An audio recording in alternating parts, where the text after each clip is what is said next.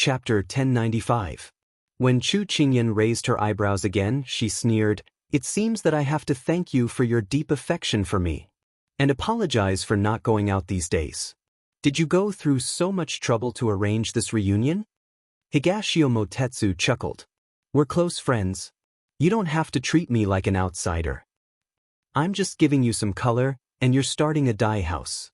Chu Qingyan rolled her eyes again, then straightened up and stood still on the ground. She asked, "How long do you plan to stay here? Are you going to chase me away as soon as I come?" Higashio Motetsu squeezed out a pitiful expression, as if he didn't know how to read people. Chu Qingyan was amused by his wacky look. She shook her head. "You're the young palace master of a famous sect in the pugilistic world. Is it really okay for others to see you like this? A real man knows when to yield and when to stand tall. I don't care about trifles," he said rather proudly. Chu Qingyan really wanted to ignore such a thick-skinned person, but she remembered something. "All right, Xiao also came to the capital. She and I want to open a shop in the capital to promote the continuation of our products. This is a gathering place for high officials and nobles. As long as one of us comes to buy the so-called Golden Cave, it will spread faster than Jiangnan. When the time comes, the money will roll in." Seeing her eyes flash with money and immersed in the joy of making money, Higashio Motetsu's gaze couldn't help but soften a little, and the devilish aura on his body faded a little. "So the purpose of you telling me all this is to catch me as a strong man?" Chu Qingyan blinked. Then her eyes curved into crescents as she pretended to smile. "How is this catching a strong man? I'm making money together with everyone. Don't think of me as such a cunning person." Higashio Motetsu smiled, his almond-shaped eyes overflowing with beauty. "I haven't forgotten why you dragged me into the sea back then. Poor me, the young palace master who usually doesn't look at the account books and should live like a prince, but I have to run for my life with you. Don't you feel that you owe me?" Chu Qingyan said grumpily, "If there's money to be made, I'll share it with you, and you're actually complaining? Forget it, I don't care if you want this opportunity or not. If you miss this opportunity, you won't get another one. Don't come crying to me when the time comes." Looking at her angry face, Dongting Wangyu became absent-minded for a moment. It added a touch of liveliness to her pretty face. It had been more than half a year since they last met. He realized that every time they met, she would always bring him surprises. 15 years old was the age when one was as green as a flower. She was like a budding flower, slowly opening her petals. At this time, she hadn't truly bloomed, but her stunning appearance was already revealed. Regardless of whether she was wearing a servant's outfit or an ordinary one, it was difficult to conceal the brilliance that radiated from her body. "All right, then I won't interfere with your opening ceremony. But if you need help, you can ask me for help at any time," he said with a smile in his eyes. These words made Chu Qingyan's eyes flash slightly, but under the cover of the night, Higashio Motetsu didn't notice. She revealed a look of disdain. "Forget it. You shouldn't have been in the capital for long. What extra ability do you have to help me? It's more practical for me to ask His Highness for help." Higashio Motetsu shrugged. "You said it yourself. When the time comes, don't blame me for not helping you." "Humph, I won't, sorry." Just as Chu Qingyan finished speaking, she heard Jasper's voice.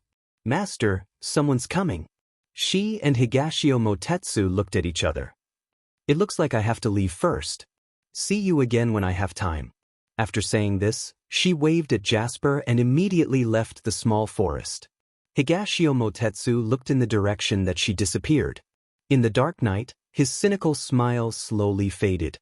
Before coming, he had planned to have an open and honest talk with her. He knew that what she disliked the most was deception. But when he saw her, he forgot his original intention. In other words, he subconsciously didn't want to tell her so soon. There were some things that you could maintain on the surface. Once it was broken, it would be hard to restore it to its original state. She was a person who dared to love and hate. She didn't ask for absolute honesty from her friends, but she didn't allow any flaws or deceit in their friendship. But if he had to choose between delaying the death of 1,000 cuts or immediately cutting off their relationship, he was willing to hide the truth. If she found out one day, he would have no complaints or regrets. He was a person who never did things that he regretted. Facing the night wind, his phoenix eyes rippled. When he took a closer look, his devilish smile returned. He raised his hand to wipe his face and returned to that ordinary young man. He lifted his foot and left unhurriedly. Chu Qingyan and her servant, who were walking back quickly, hadn't reached their room yet when they saw Xiao Ran standing at the door talking to Xining. Chu Qingyan and Jasper looked at each other. She immediately said, "Go in through the window." Quietly avoiding everyone's gaze, Jasper opened the window and nimbly jumped in. After confirming that it was safe, she turned around and nodded to her master. Chu Qingyan nodded and also jumped into the room. "Your master went to bed so early?" Xiao Ran stood in front of Xining with a box of food in his hand. He was a little disappointed. "Yes, maybe he's tired from the journey, so he went to bed early." After Xining finished answering, her palms were sweaty. Why wasn't Master back yet? At this time, a clear voice came from the room. "Xining, who are you talking to outside?"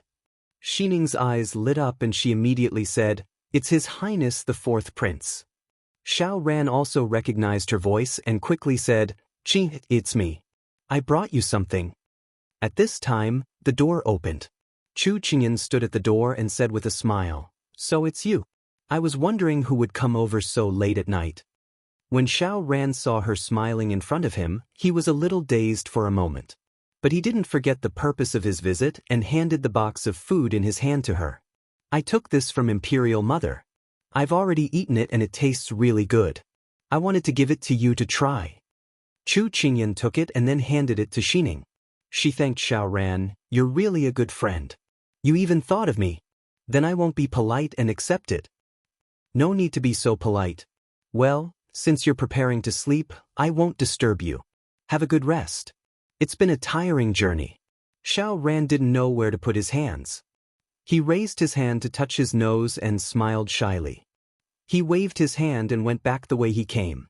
Chu Qingyan watched Xiao Ran's receding figure and the words that Xiao Li said to her before echoed in her mind. The smile on her face slowly disappeared. With Xiao Li's reminder, although she didn't take it to heart, she still heard it. Now that she saw how much he cared about her, the balance in her heart couldn't help but tilt towards Xiao Li's words. She restrained her expression and her eyes were as clear as water. She hoped that she and Xiao Ran were just friends and that there weren't any other feelings that shouldn't be mixed. Chapter 1096. When the door was closed again, Jasper walked to the center of the room with a puzzled look on her face. "Master, who was the person you saw in the forest just now?" Chu Qingyan replied, "Higashio Motetsu, the young palace master of the Moon Palace. He previously cooperated with me and Xiao Li in Jiangnan." Jasper suddenly understood. She had heard of this person in Jiangnan, but she had not been by her master's side at that time, so she had only heard of his name but had never seen him in person. Xining looked surprised. "Young Master Dongting is also here?" Chu Qingyan nodded, but the smile on her face was very faint. From their conversation just now, it seemed that he was hiding something from her and did not tell her the truth. This made her feel a little strange. Seeing that her master was not very interested, Xining did not ask any more questions. Instead, she opened the food box that Xiao Ran had brought over and saw that there were red and green pastries inside. It was very beautiful. "Master, do you want to try the pastries?" "I think I'll pass. You can eat if you want, but you have to test for poison first." Chu Qingyan instructed. Once bitten, twice shy. The first time she had gone to the gates of hell, she had relied on the pastries that Xiao Ran had brought out from the palace. Now that this food box had been brought over from his imperial mother, she did not dare to try it. If she had to go to the gates of hell for a day again and did not come back, it would be terrible. "Master is right. We still have to be careful here," Xining said seriously. Chu Qingyan smiled, then said, "You've been busy all day. Rest early." The two nodded. After changing out of her clothes and lying on the bed, Chu Qingyan felt a little tired. However, her mental strength was still sufficient, and she was unable to fall asleep immediately. In such a quiet place, she felt that her mood was also affected. Her heart was calm, and many things that she had thought of or not thought of appeared in her mind. She recalled the first time she met Dong Ting. It was he who broke into the Wang mansion and held her hostage. At that time, she only thought that this man had a pair of eyes that were prettier than a girl's. The second time they met, he was still holding her hostage in order to hide from her people. He was the first to recognize her. Later on, her memories jumped to the time when he helped her find the herb. Then, his identity was exposed. She realized that she had been deceived and broke off all relations with him. Later on, when they met again many years later, she realized that she didn't hold such a deep grudge against him. Perhaps it was because the pure persistence of friendship was still no match for the corrosion of the beautiful memories of the past. With her hands behind her head, she looked at the Zen character hanging on the wall. Her gaze suddenly became distant. Dongting, I hope you won't disappoint me again. Otherwise, I can't guarantee that those memories will make me forgive your betrayal. After closing her eyes, the night went on until dawn. Master, today we are going to the hall to listen to scriptures and Buddha chants. Xining helped her tidy up her clothes as she reported today's itinerary. Chu Qingyan instantly drooped her head. Since young, I have listened to countless lectures and meetings. I thought I had gotten rid of them, but I didn't expect that I still couldn't avoid them. I don't know how long I will have to listen to them this time. Jasper replied, I heard that it will be at least 3 days. Chu Qingyan withered in the wind. Three days? Because there were morning classes in the temple, everyone rushed to the hall without eating breakfast after they woke up. Good morning to all the benefactresses. Please sit. An eminent monk with white eyebrows sat under the Buddha statue and kindly said to everyone. Chu Qingyan found a seat near the door and sat down. She glanced around and found that most of the people had already arrived. Even Empress Liang was already sitting below the eminent monk, with her 2 nieces by her side. She turned to Xining behind her and said in a low voice, Jasper can stay here. You are free to go and find your Gene Xin. Master. Xining's face turned red. I know that he is in charge of the security around the hall today. Go quickly. You can't miss this opportunity. Chu Qingyan winked at her. Even Jasper couldn't help but laugh. Xining stomped her feet and ran out. She shook her head. Look, this girl still can't wait to see her Gene Xin. This shows that although she said no, her body is still very honest. Jasper said seriously, this subordinate thinks that Xining was scared away. Chu Qingyan blinked. Jasper, sometimes you still need to be humorous. Otherwise, you will embarrass people. Jasper replied seriously, this subordinate understands. This subordinate will not casually embarrass Master in the future. 3 black lines slid down her forehead. Chu Qingyan decided to ignore her this morning. At this moment, everyone was focused on the eminent monks chanting in order to show that they were devoted to Buddhism. No one noticed her in the corner. Thus, she closed her eyes and pretended to listen attentively. In fact, she was already playing chess with Zhou Gong. After some time, she felt a light piercing her body and her arm being gently shaken. She couldn't take it anymore and woke up from her sleep.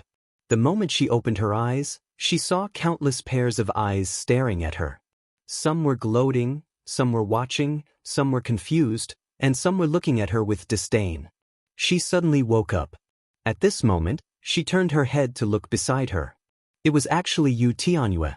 She only heard her whisper, Sister Chu, Reverend is asking you a question. At this moment, Meng Shishu sneered, Miss Chu, Reverend called you so many times, but you didn't even respond. Could it be that you fell asleep? These words caused the Empress to reveal displeasure. Her cold gaze swept towards Chu Qingyan. Consort Yu at the side covered her mouth with a handkerchief and snickered as she watched the show. Chu Qingyan immediately entered battle mode, ignoring Meng Shishu's ridicule. She turned to the eminent monk sitting at the head and blamed herself. Reverend, I'm sorry. I was too engrossed in your chanting just now and didn't hear you call me. Please forgive me. Benefactor Chu doesn't need to be so polite.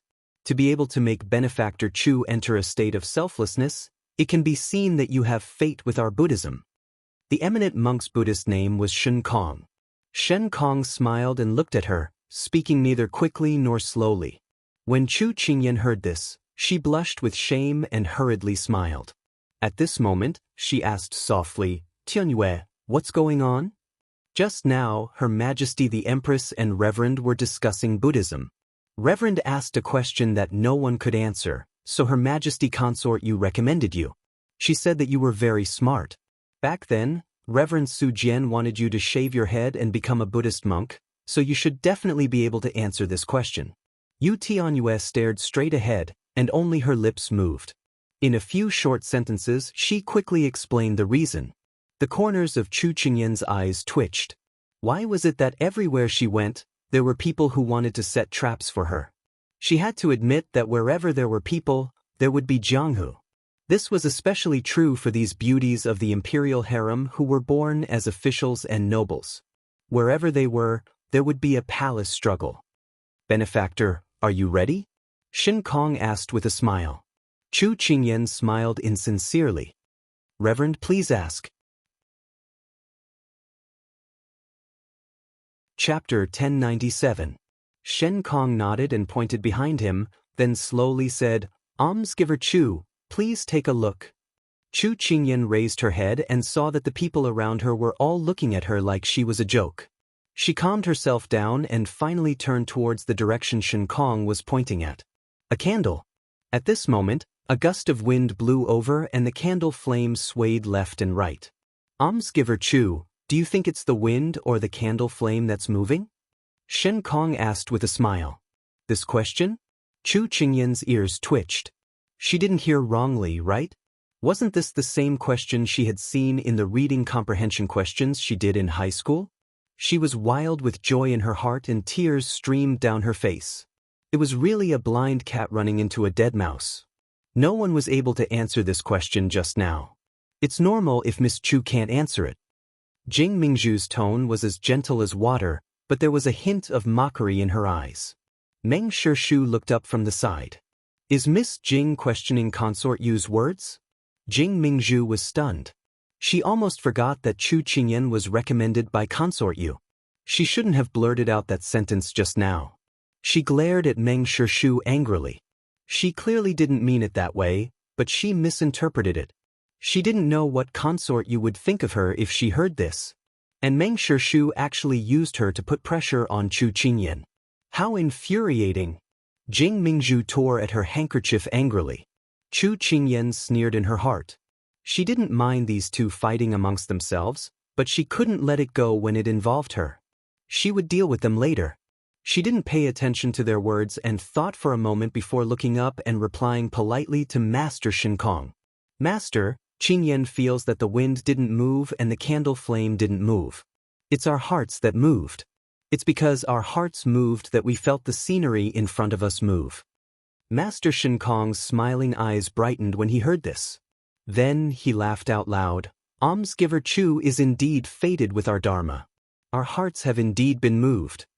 Those who wanted to see Chu Qingyan make a fool of herself were surprised to hear her answer. Although Empress Liang didn't like Chu Qingyan, she was in a good mood because Chu Qingyan had made her proud and made Consort Yu's plan fail. It was rare for her to be satisfied with Chu Qingyan. Chu Qingyan felt the gazes from all directions.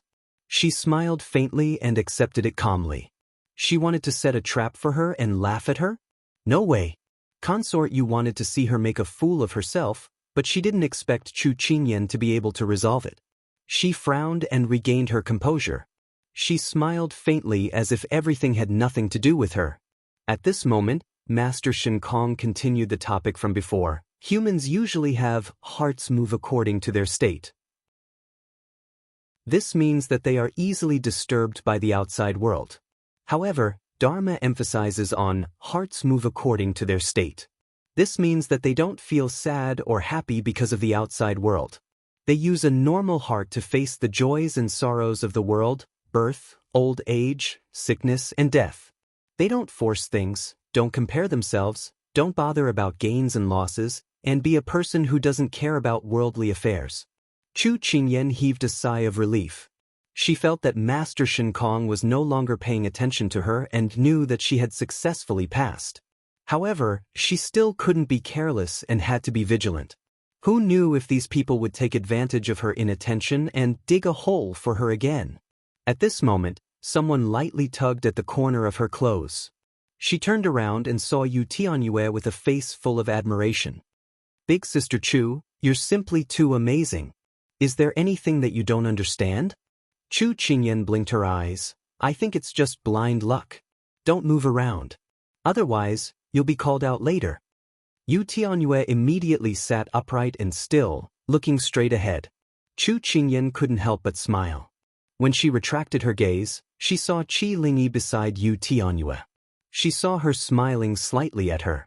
Chu Qingyan also returned a smile and then listened seriously to the lecture. At this moment, Qi Lingyi only saw Chu Qingyan's side profile. Although she couldn't see her entire face, just this side profile alone was enough to make men infatuated and women feel inferior. This kind of talented and beautiful woman, how could she ever hope to reach the heights that she had reached? She felt extremely lonely and was absent-minded as she listened to the lecture. At this moment, the person lying on the tall tree facing the main hall's window was leisurely looking at the people in the hall. To be more accurate, he was only paying attention to Chu Qingyan. Higashio Motetsu admired the way she had to seriously listen to the lecture even though she was bored to death. It was rare to see her like this. When he returned, he had to properly laugh at her. However, he placed his elbow on the tree trunk and rested his chin on his palm. His gaze became deep. This little girl was becoming more and more pleasing to the eye. He had seen countless people over the years, but he had rarely seen a girl who had the agility of a fairy, the charm of 100 flowers, and the tenacity of pine and cypress. He couldn't help raising the corners of his eyes. This kind of little girl, when those people in power saw her strength, they would probably regret betrothing her to Xiao Su. Seeing her pretend to be a pig to eat a tiger, it was very interesting. Halfway through his smile, he suddenly stopped smiling. But in the near future, he and her would have to face each other with swords. He raised his head and faced the sunlight through the gaps in the leaves. Finally, he raised his hand and slowly covered his eyes. After the morning lecture, it was time for breakfast. Everyone returned to their own rooms to eat. Chu Qingyan stood up and stretched.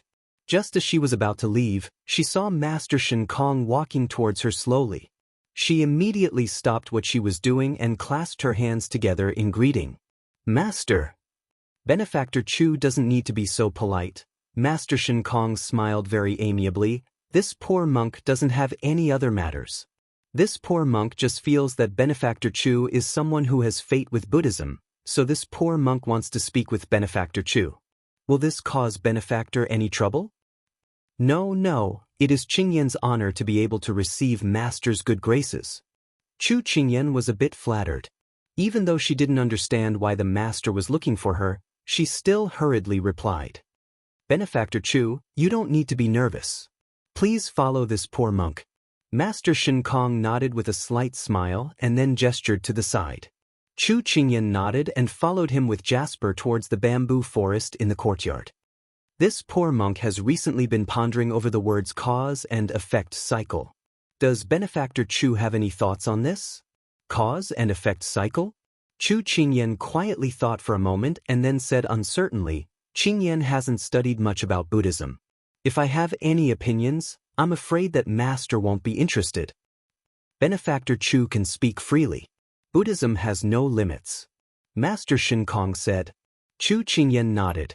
In Qingyan's opinion, the cause and effect cycle is just a cycle of kindness and resentment, grievance and enmity. Good karma begets good karma. What you give to life, life will give back to you. It's like the effect of force is mutual. Perhaps you won't be able to receive a response immediately, but over time, it will appear in front of you in any way. Master Shen Kong glanced at her and nodded. Chapter 1098. Master Shen Kong brought her to a stone table and invited her to sit down. Benefactor Chu's point of view is very unique, but it is still similar to the karma of the 3 lives that we talk about in Buddhism.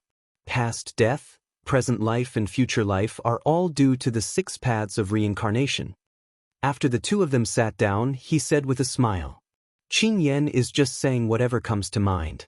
I've embarrassed myself in front of Master. In front of an eminent monk, especially such a benevolent-looking old man, Chu Qingyan's tone was respectful. Benefactor Chu is too polite. This poor monk heard that you came to the capital 5 years ago. Now that you've returned, what are your thoughts? This question made her feel a little confused, but when she met Master Shen Kong's kind gaze, she did not feel any malice. On the contrary, it was as if she saw benevolence and pity in his puffy eyes. Her heart stirred. When I first came to the capital 5 years ago, I was very fearful. I was filled with apprehension towards the unknown people and things. Now that I've returned, my attitude is completely different from before. Perhaps it's because I have something to rely on or my own ability is enough to have a place here, but Chu Qingyan looked at the master with a helpless expression. I feel that I don't belong in this kind of place where power is concentrated. This place is like a cage.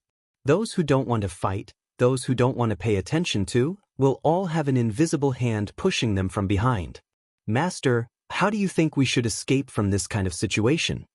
Master Shen Kong nodded, his voice aged but not lacking in sincerity. Many things are predestined. Before Benefactor Chu appeared, the heavens had already arranged it. Your appearance has broken some balance.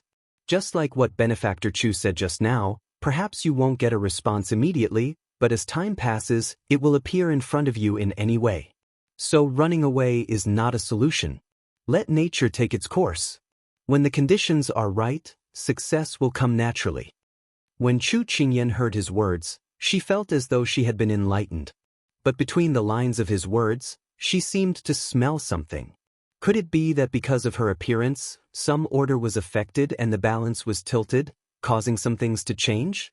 She suddenly recalled what Su Jian had said to her and asked anxiously, Master, do you have any advice for Qingyan? Master Shen Kong fiddled with the Buddha beads in his hand and faintly smiled.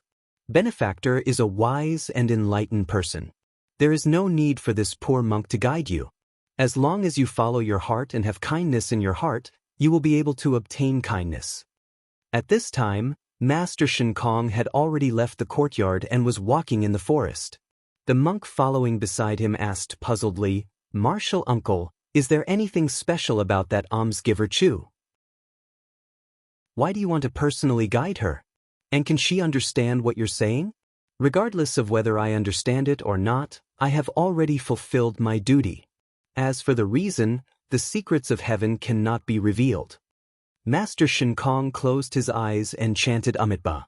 After Master Shen Kong left, Chu Qingyan still sat in the same place, concentrating on the meaning of what he said just now. What did it mean to follow one's heart? What did it mean to seek benevolence and obtain benevolence only by harboring benevolence in one's heart? She seemed to have touched upon some clues, but when she thought deeper, it seemed like she did not understand anything. She could not help but feel a little depressed. Suddenly, the wind blew the leaves and the cool breeze carried away the scorching heat in the air. Right after, it was accompanied by the faint fragrance of lotus flowers. She raised her eyebrows slightly. This scent seemed a little familiar. The rustling of the leaves was like playing a clear and melodious tune. Hearing it was very soothing to the ears. She seemed to have sensed something and raised her eyes to look at the bamboo forest on her right. A slender and straight figure was slowly walking over under the cover of the bamboo leaves. Every step seemed to be stepping on a lotus flower. Every step gave birth to a lotus flower. The fragrance of the lotus lingered. With white as the background, the stripes crisscrossed. His plain clothes set off his indifferent brows and eyes, like a walking clear jade. However, his eyes carried neither joy nor sorrow, as if there was nothing in the world that could move his emotions and disturb his heart. Chu Qingyan slowly curved her eyes, the joy of reunion rippling in her heart. It's been many years since we last met. How have you been? The white-clothed monk stood not too far away from her. His eyes were like a painting and the corners of his mouth lifted. Benefactor Chu, this poor monk greets you. Chu Qingyan chuckled. We haven't seen each other for so long, so why are you still so polite? We've experienced many things together and can be considered acquaintances. Looking at you, you still treat me as an ordinary believer. Su Jian smiled faintly, a little surprised. That's true. But why is Benefactor Chu here? It's like this. The Empress wants to pray for rain for the common people, so we came with her to Hugua Temple. This matter has caused such a big commotion, but you didn't know? Chu Qingyan was a little surprised. Su Jian understood. These matters are all handled by Marshal Uncle Abbot and the others. I usually don't care about these things. That's a pity. I've heard that many women came here for you. She spread her hands, expressing regret. Su Jian frowned. Benefactor Chu, you can't joke about this. What I'm saying is that they came here to preach scriptures to you. You're thinking too much, aren't you? Chu Qingyan pursed her lips and chuckled. Su Jian was helpless against her mischievous nature. Back to the topic. You did me a big favor in Jiang Kingdom last time, and I haven't thanked you properly. After this prayer is over, how about I treat you to a meal? Chu Qingyan straightened her back and invited him sincerely. Only then did Su Jian remember what she was referring to.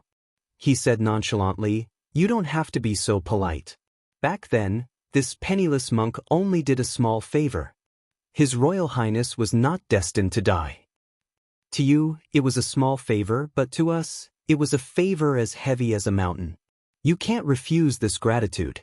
Otherwise, I won't be able to rest in peace for the rest of my life. Aren't you Buddhist disciples all merciful? Can't you bear to let me remember this for the rest of my life without relief?" Chu Qingyan was very distressed and looked at him anxiously. Su Jian couldn't find a reason to refute her twisted logic, so he couldn't help but admire her eloquence once again. Since that's the case, this penniless monk will accept deferentially, but before he could finish speaking, she interrupted him. Chu Qingyan raised her hand and said, "I know. I don't touch meat or drink alcohol. Don't worry, it's not like I don't know your strict rules. I guarantee that you'll only have vegetarian dishes and good tea." Su Jian smiled faintly when he heard this. Chu Qingyan rolled her eyes and said to him, "Sit, sit, sit. We haven't chatted in a long time." Su Jian glanced at her suspiciously. In the past, whenever he saw her, he wanted to say more to her, but she would be impatient, as if he was trying to mislead her with his lies. Now that she took the initiative to invite him, he smelled something unusual. However, he didn't mind it too much. He sat down and looked at her with clear eyes. "Giver Chu, if there's anything you want to ask, feel free to ask." She didn't expect him to see through her thoughts. Since he was going straight to the point, she wouldn't beat around the bush. "Su Jian, did you appear in Jiang Kingdom back then because of official business or because you predicted that we would be in danger?" Chapter 1099. As soon as Chu Qingyan said this, Su Jian couldn't help but stare at her. What does Almsgiver Chu want to ask? This person actually knew how to avoid her words. Chu Qingyan raised her eyebrows. Since they were both smart people, she would just get straight to the point. "I want to know if you can really predict a person's fate." Su Jian smiled faintly. "I can predict fortune and disaster, but it's very shallow. I can't predict everything accurately." Chu Qingyan shook her head. "That's not necessarily the case. Since you can appear in the Jiang Kingdom, it means that you're very confident in your divination. Otherwise, you wouldn't have come all the way from Sichuan to the Jiang Kingdom." Su Jian raised his eyebrows. He wanted to say something, but she interrupted him again. "Don't say that it's all a coincidence. In the past, many emperors from other countries invited you, but you rejected them all. However, you agreed to come to the Jiang Kingdom. Don't tell me that it's fate. I don't believe it." Chu Qingyan propped her chin up with both hands. She looked like she was saying that his explanation was just an excuse. Su Jian chuckled and shook his head. She had actually guessed what he wanted to say. "Almsgiver Chu, you're really smart." Chu Qingyan shrugged. "Many people praise me for being smart, but most of them want to harm me or kill me. Which category do you belong to?" This penniless monk doesn't belong to anything. Su Jian was stunned by the frankness in her words. He sighed and was somewhat puzzled. She didn't beat around the bush and looked at him seriously. "Su Jian, you monks don't lie. Since that's the case, tell me. Back then, you said that my appearance affected the King of England's fate. To what extent will it affect his fate?" Will it be beneficial or harmful? What kind of waves will his life be in the future? And what kind of fate will I have?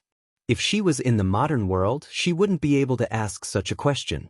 However, after everything that had happened, she suddenly felt a sense of awe towards the invisible hand of fate. As long as it was related to the ice cube, she would rather believe it was true. Because she was too eager, her questions came one after another.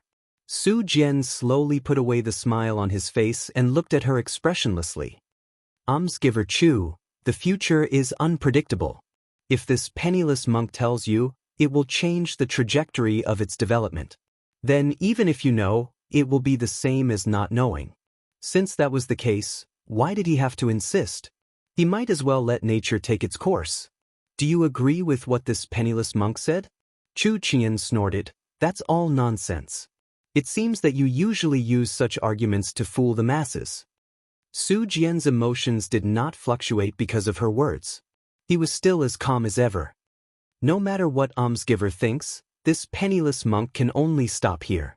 All right, I'll change the topic. Chu Qingyan sighed deeply.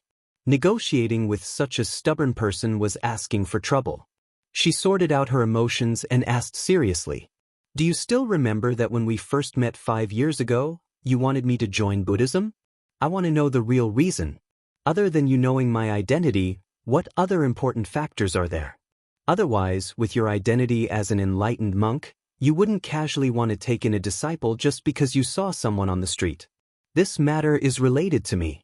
I don't want you to use some heavenly secret that can't be revealed to fool me again. She had guessed what he wanted to say. Su Jian lowered his head in thought, unable to give her an answer for the time being.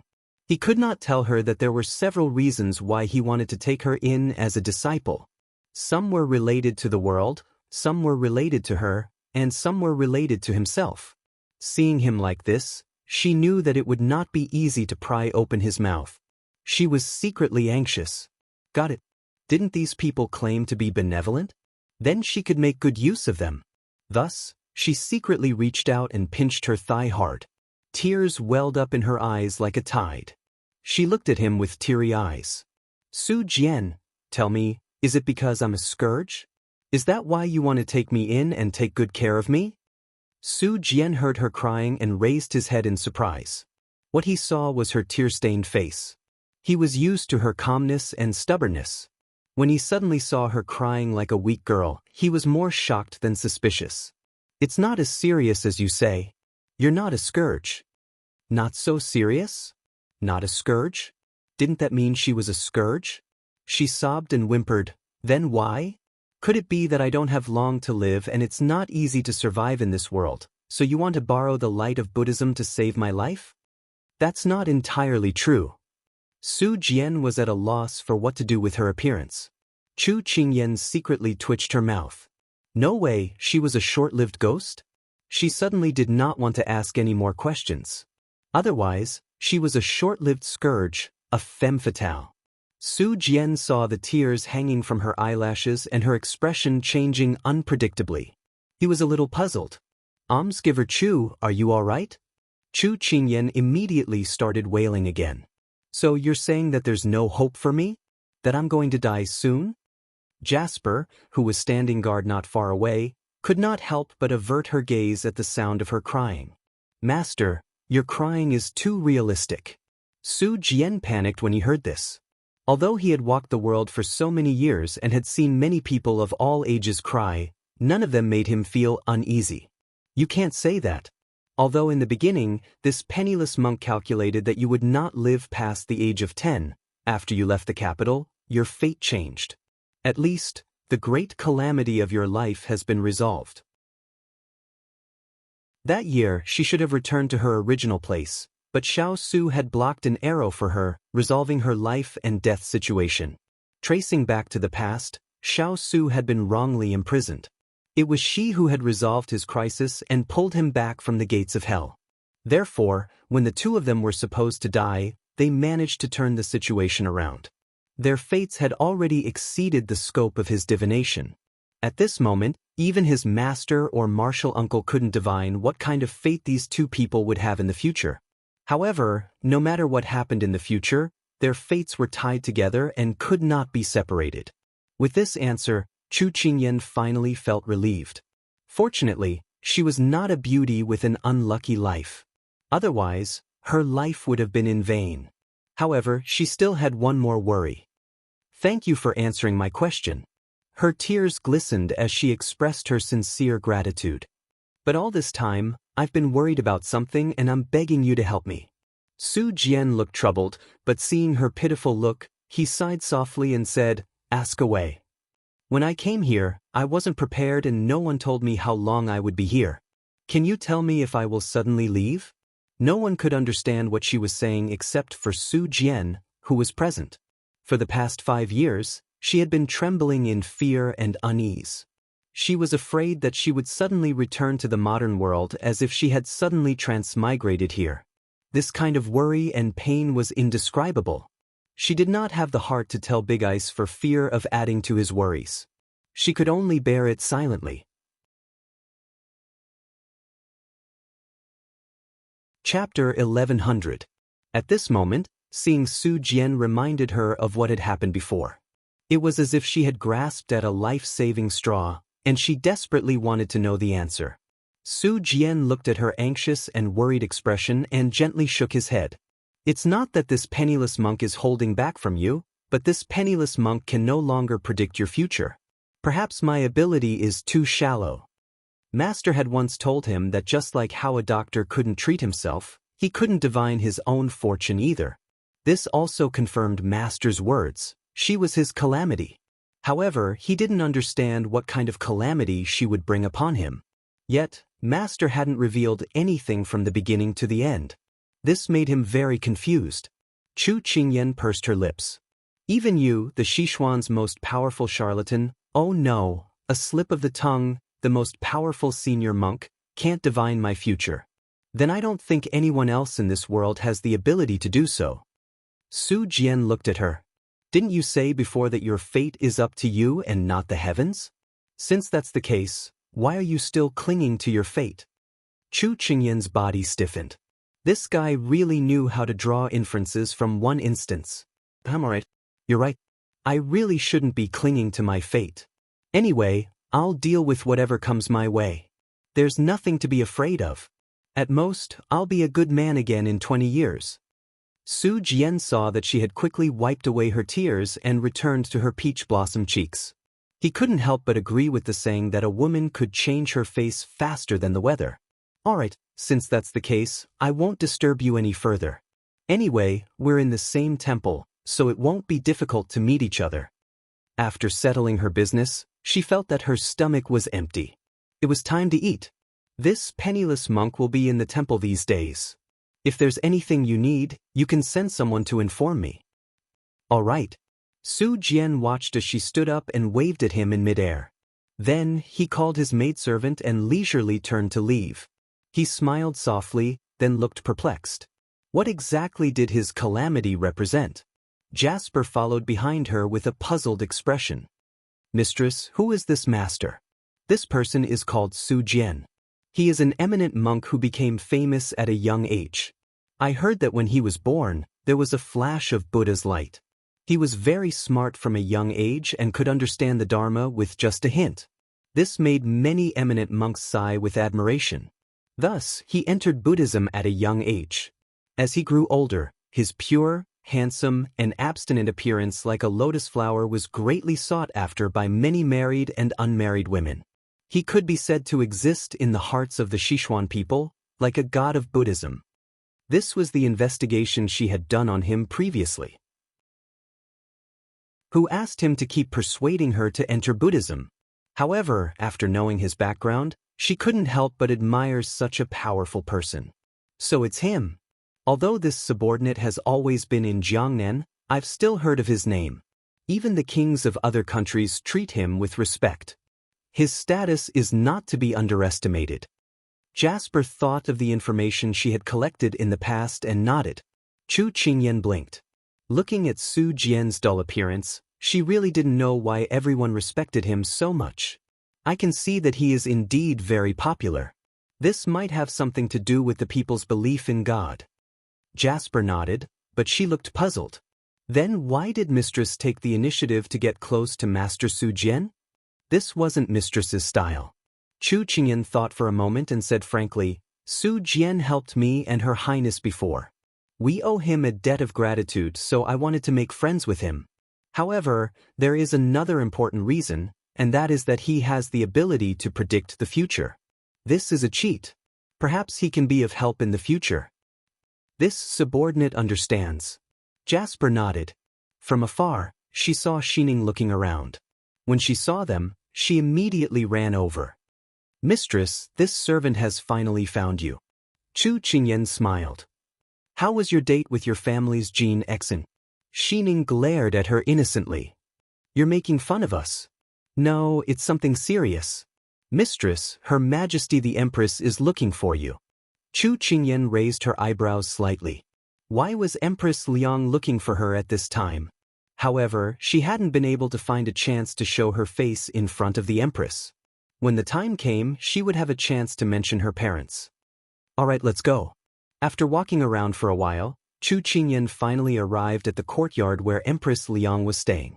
Before she even stepped in, she could already hear a woman's laughter. She paused in her steps and listened intently. It seemed like there were quite a lot of people here. This was probably going to be a tough battle. She stretched her muscles and tidied up her makeup, then walked towards the door. Under the scorching heat, on the road where there were few people, a horse carriage was moving forward. It was surrounded by tall men riding on horses. They were constantly watching their surroundings and were very cautious. Inside the horse carriage, a young woman was lying on the cushion in a very uncomfortable position. Beside her sat a handsome and gentle man. He was holding a cup of tea in his hand and was calmly sipping it. Although the horse carriage wasn't slow, it didn't feel any bumps. It was as if it was on flat ground. The young woman who was quietly sleeping finally groaned because her position was not right. She slowly opened her eyes. What entered her eyes was a black lump. She blinked, and when her vision cleared, she was shocked to find that it was a pair of men's boots. She immediately jumped up, but because she hadn't moved for an entire night, her body was stiff. Before she could react, her bones and tendons made a bang-bang sound. She froze in midair and then fell towards the wall of the carriage. Her entire body was in a very comical position as she intimately touched the wall of the carriage. This fall was really painful. While she was mourning her chin, she heard a low mocking laugh. Only then did she react. There was still a culprit sitting in the carriage, so she immediately entered a state of high alert. She turned her head and saw Xiao dressed in a refined moon-white brocade robe, looking like a young master from a noble family. In contrast, her wrinkled clothes looked like they had been soaked in salted vegetables for an entire night. Her aura immediately decreased by a bit. He really was a hypocrite who pretended to be human. She stuck out her chest. She definitely couldn't let her aura lose even a bit. You're going too far. Letting a delicate girl lie on the ground while you're enjoying yourself, you don't have any gentlemanly manners at all. In any case, I'm still your partner. Can't you have a bit of cooperation? Xiao's attention shifted from the tea to the girl who called herself delicate in front of him. He turned his hand and placed the teacup on the table, looking very serious. Forgive this king's poor eyesight, but I can't see how the princess is delicate. Moreover, the princess is sleeping on the ground because of your poor sleeping posture, so you can't blame anyone else. Although we are in a cooperative relationship, the power is still in this king's hands. The princess can only cooperate. For a girl, this kind of naked exposure was even more embarrassing than calling a girl fat. Pang Jijing was so angry that she didn't know what to say. However, the other party did not let her go. He said with some difficulty, "Moreover, this king is still a patient. Shouldn't he treat himself better?" Pang Jijing felt her blood boil. Chapter 1101. Pang Jijing had to admit that talking to someone with a high IQ was just asking for humiliation. She decided not to bother with him anymore. Thus, she crossed her arms and sat on the other side of the couch, looking like she would never interact with him again. Xiao did not have much interest in her, but he felt that the journey was boring, so he played with the kitten that was sent to him to relieve his boredom. Seeing that she was no longer making a fuss, he treated her as if she was invisible. But this situation did not last long. Grumble grumble, Pang Jijing could not help but press her stomach. She had not eaten for 3 or 4 meals, so it would be strange if she was not hungry. It was too difficult to not hear this sound in this quiet carriage. Xiao Ho glanced at her, and Pang Jijing exploded, thinking that he was looking down on her. Have you never seen a hungry person before? But that's right, royal marquises like you, who live like princes, will not feel this. Xiao Ho heard this and his eyes flashed, as if some unknown emotion floated and then sank.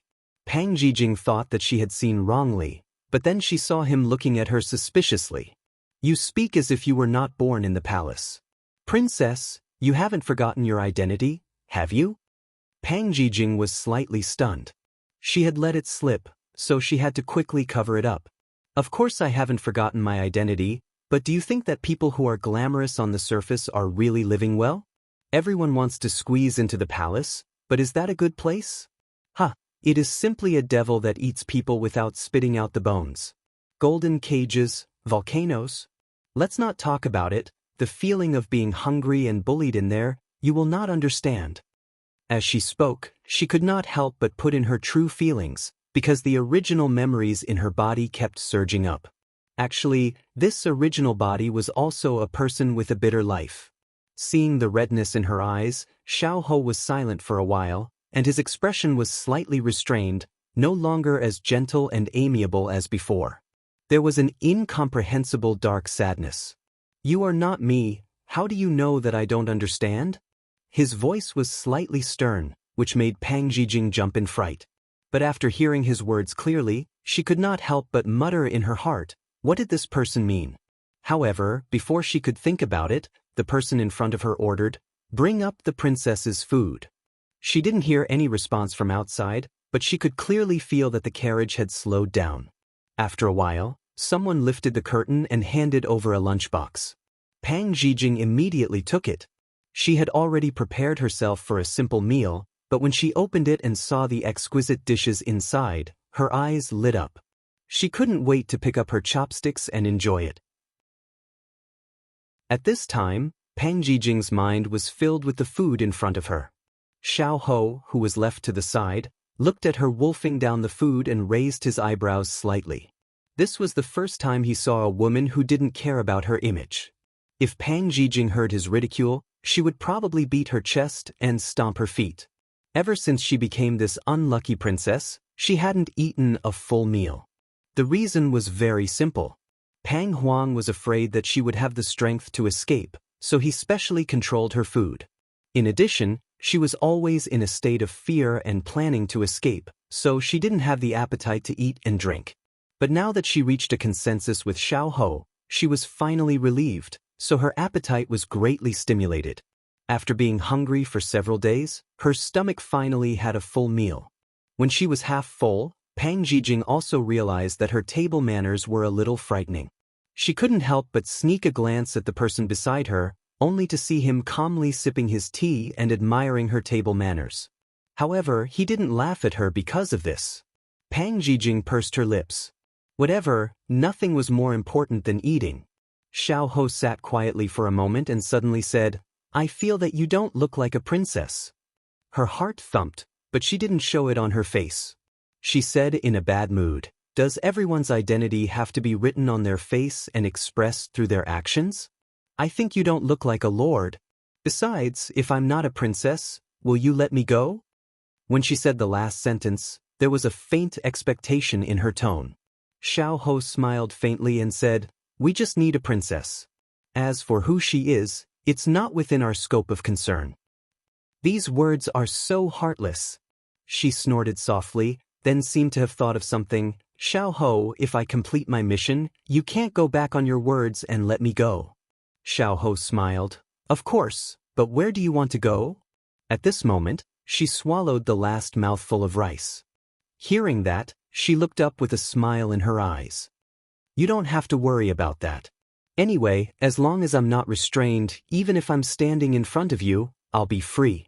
The person in front of him had rice on the corner of her mouth, but she was smiling brightly. Her little face seemed to be glowing, making people unable to look straight at her. Xiao Ho was silent. Freedom? It seemed that when he was very young, he had fantasized about it. Suddenly, there was an extra hand shaking in front of his eyes. He frowned and stepped back, looking at her with displeasure. What's the matter? Pang Jijing was shocked by his reaction. I just saw that your face didn't look too good, so I approached you to show some concern. My good intentions really don't have good karma. She was about to step back when the carriage suddenly stopped. Her body couldn't help but lean forward, falling into his arms. She was stunned, and the smell of medicine hit her. He stiffened, the soft jade in his arms. And at this moment, before the two of them could react, they heard the sound of weapons clashing outside. In the King of England's residence. Hong Yi looked at the people going in and out of the kitchen from afar. She lowered her eyes and pondered for a moment. Touching the things in her sleeves, a light flashed in her eyes and she walked into the kitchen unhurriedly. Entering the kitchen, many servant girls bowed to her, and she nodded to them one by one. She walked into the inner room and saw Huang Yi standing by the stove looking at the fire. She smiled and walked up. So you're here? You made me look for you.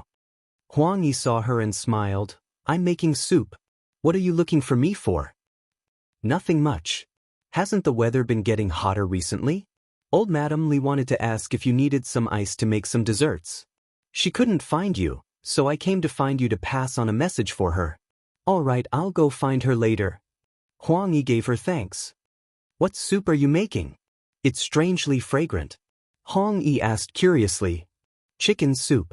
Little Princess Consort told me to make some nourishing soup for His Highness before she left. I saw that His Highness didn't eat much this morning, so I thought of making some. Huang Yi said with a smile. Hong Yi praised. Not bad, not bad. No wonder Little Princess Consort likes you so much. At this time, someone called her from outside. Huang Yi hesitated. Hong Yi pushed her. Go take a look. I'll watch for you for a while. Come back early. Huang Yi smiled gratefully and went out. When Hong Yi saw that Huang Yi had left, she looked around and saw that there was no one around. She took out a small medicine bag from her sleeve and quickly picked up the lid. She sprinkled the medicine inside and then quickly covered it again. Chapter 1102. Not long after she closed the lid, Huang Yi came back. What did I call you for? Hong Yi pretended not to know and asked. Nothing, it's just that the ingredients for today's cooking have arrived, so I went to check. Huang Yi waved her hand, then leaned over to look at the pot, then sat back down to add more firewood. Hong Yi nodded. At this time, a few more cooking maids came in, so she found an excuse to leave. When she came out of the kitchen, Hong Yi looked through the window and saw Huang Yi being entangled by those maids. She gave a low laugh, then left as if nothing had happened. Hugua Temple. At this time, a palace maid loudly announced, Miss Chu has arrived. The people inside had been waiting for her for a long time.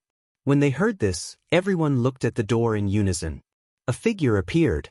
She was dressed in a thin scarlet robe with a Chinese rose embroidered on her collar. A belt of the same color was tied around her waist. She was dressed very elegantly and simply. However, in such a hot summer day, she gave off a very refreshing feeling.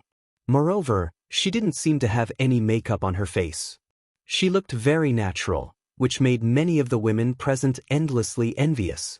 Qing Yan greets Your Imperial Highness the Empress.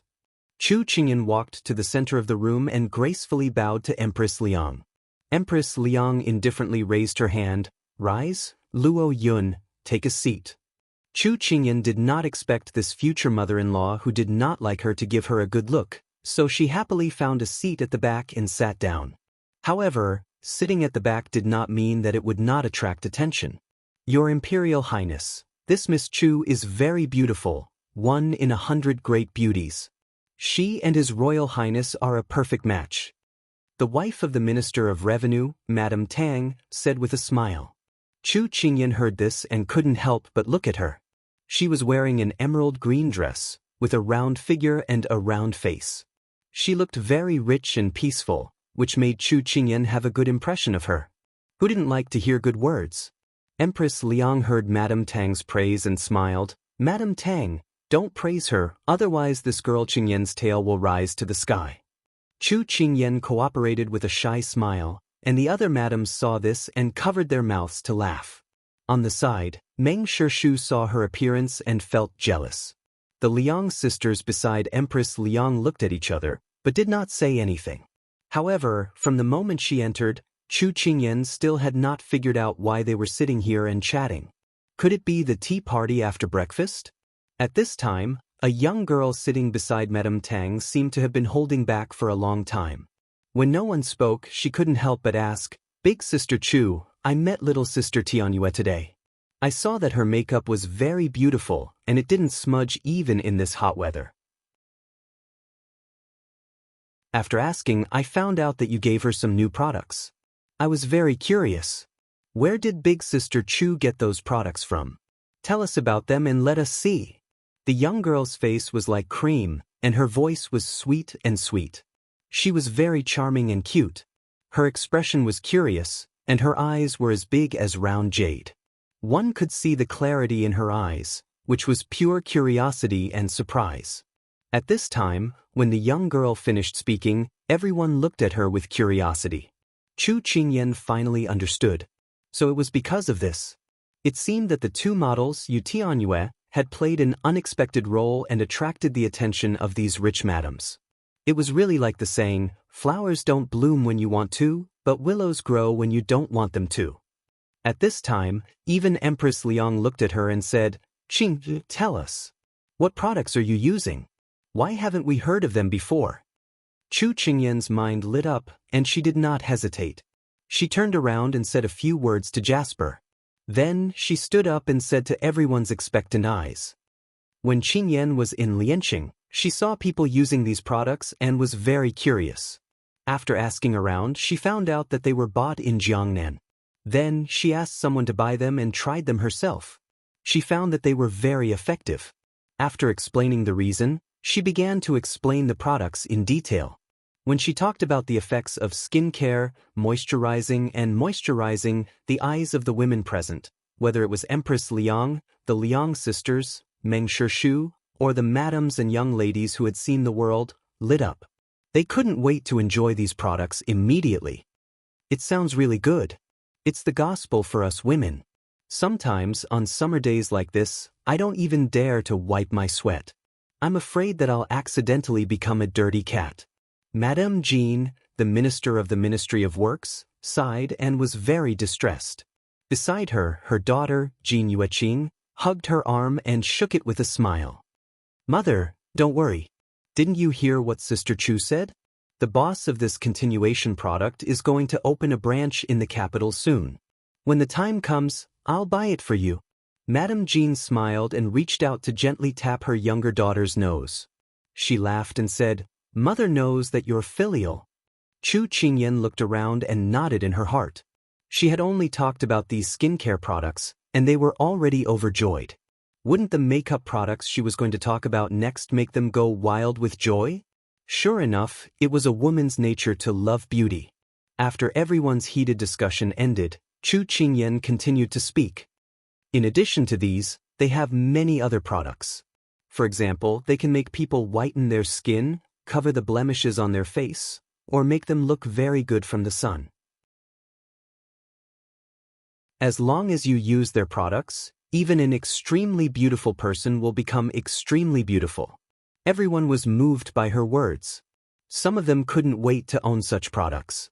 Although Liang Danbing was also very tempted, she couldn't stand seeing Chu Qingyan receive everyone's attention. She couldn't help but mock. No matter how well you say it, it's still not as good as seeing it. What if it's not as good as you say? So Miss Chu, you'd better not be too full of yourself. Otherwise, you'll only be slapping your own mouth when the time comes. Although Liang Danbing's words were harsh, many people present expressed their agreement. It wasn't that they hadn't seen good things before. It was just that Liang Danbing's words were so miraculous that it felt like a fantasy story. However, there were some people who supported Chu Qingyan. The girl who first asked her about this topic, Tang Lanhan, said with a smile on her face, I think that big sister Chu isn't exaggerating. If everyone has seen Tianyue, they'll know that she's like a different person after using big sister Chu's products. Although they couldn't confirm Chu Qingyan's words at this time, everyone still had expectations. Chu Qingyan didn't pay much attention to Liang Danbing. She was just a small character. Let her jump around. The more you pay attention to her, the happier she jumps. She felt that it was about time to raise their curiosity to the highest level. From the corner of her eye, she saw Jasper coming in with a box. She couldn't help but smile brightly. It was time to witness a miracle.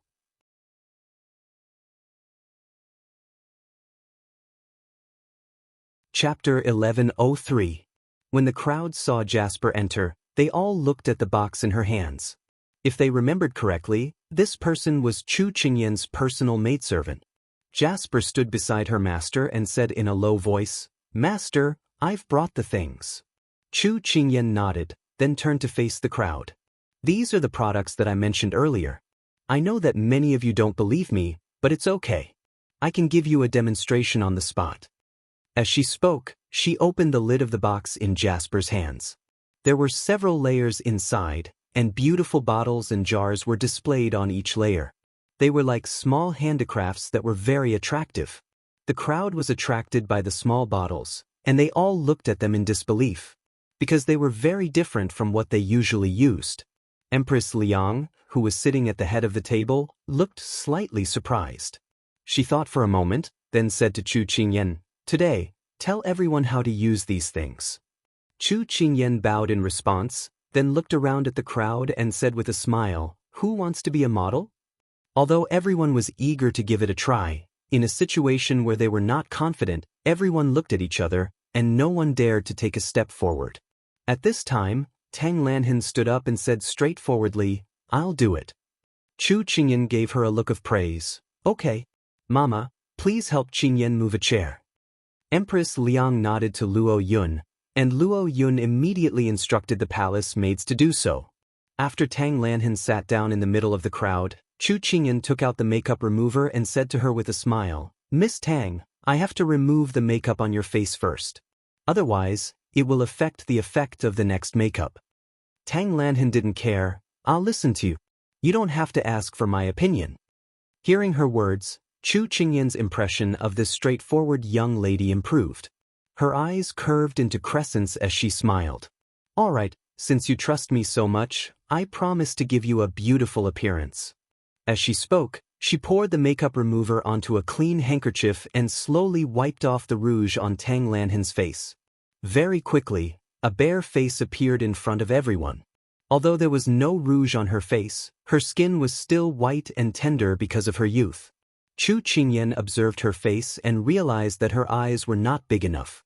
She had an idea of what was going on. She took a bottle of toner and patted it on Tang Lanhan's face while explaining to everyone, We've cleaned up our faces just now. Now, we're going to replenish the water we lost just now. It can also achieve the effect of shrinking the pores. Then, we're going to apply a layer of lotion to make our faces easier to put on makeup later. After applying the lotion, she continued to apply a layer of cream on Tang Lanhan's face. This is to nourish the skin. Because it's summer now, the sun is very strong. Sometimes, when we go out for a walk or two, our face and neck will become two different colors. So, we need to apply a layer of sunscreen next, which is to isolate the sun and dust so that our skin won't be polluted. Chu Qingyan explained every step to everyone, trying to translate the modern language into something they could understand. However, everyone was still stunned by these new words. Moreover, they found that every time she applied a layer of cream on Tang Lanhan's face, Tang Lanhan's skin would change. It became whiter and whiter, more and more delicate. They didn't dare to take a sip of tea and held their breaths, afraid that they would miss the details. What eyebrows can be drawn? Wow, it can actually change the color of lips. I thought it was only red usually. What's that? Just pinching her eyelashes and they become curled. Sighs and exclamations rang out one after another like curious babies. They couldn't help but stand up from their chairs and surround Chu Qingyan. They watched as Chu Qingyan turned Tang Lanhan into an exquisite and beautiful woman as if she was performing a magic trick. Even Empress Liang, who had always been prejudiced against Chu Qingyan, was shocked at the skillful makeup skills of a craftsman. When Chu Qingyan entered the final step, no one dared to disturb her. They watched quietly. In fact, they had already begun to roar in their hearts, regretting that they didn't take the initiative just now. Otherwise, they would be the one who turned into a fairy now. After Chu Qingyan was done with Tang Lanhan's makeup, she took the mirror from Jasper and placed it in front of her. She smiled and said, "Now you can look at your face." When she heard everyone exclaim in surprise, Tang Lanhan couldn't help but want to take a look. However, her good upbringing made her endure. Now that she finally saw the effect, she couldn't wait to open her eyes. When she saw the person in the mirror, her eyes widened in shock. She said in disbelief, Is the person in there really me?" Chu Qingyan was amused by her cute reaction and nodded seriously. At this moment, Mrs. Tang also surrounded her and was overjoyed. "Daughter, it's really you." Then she turned to praise Chu Qingyan sincerely. "Miss Chu, your hands are really skillful." As soon as Mrs. Tang finished speaking, the people who gathered around nodded in agreement. Chu Qingyan smiled modestly. "Actually, it's all thanks to these products. I'm just skillful with my hands." Miss Chu is too modest. Tell us, her eyes weren't big before, but why did they become so much bigger at first glance? Jin Yueqing moved closer to Chu Qingyan and asked in amazement. Chu Qingyan smiled faintly. Although she wasn't wearing a brocade dress, she gave off an air of elegance and calmness. She looked at the confused crowd and patiently explained.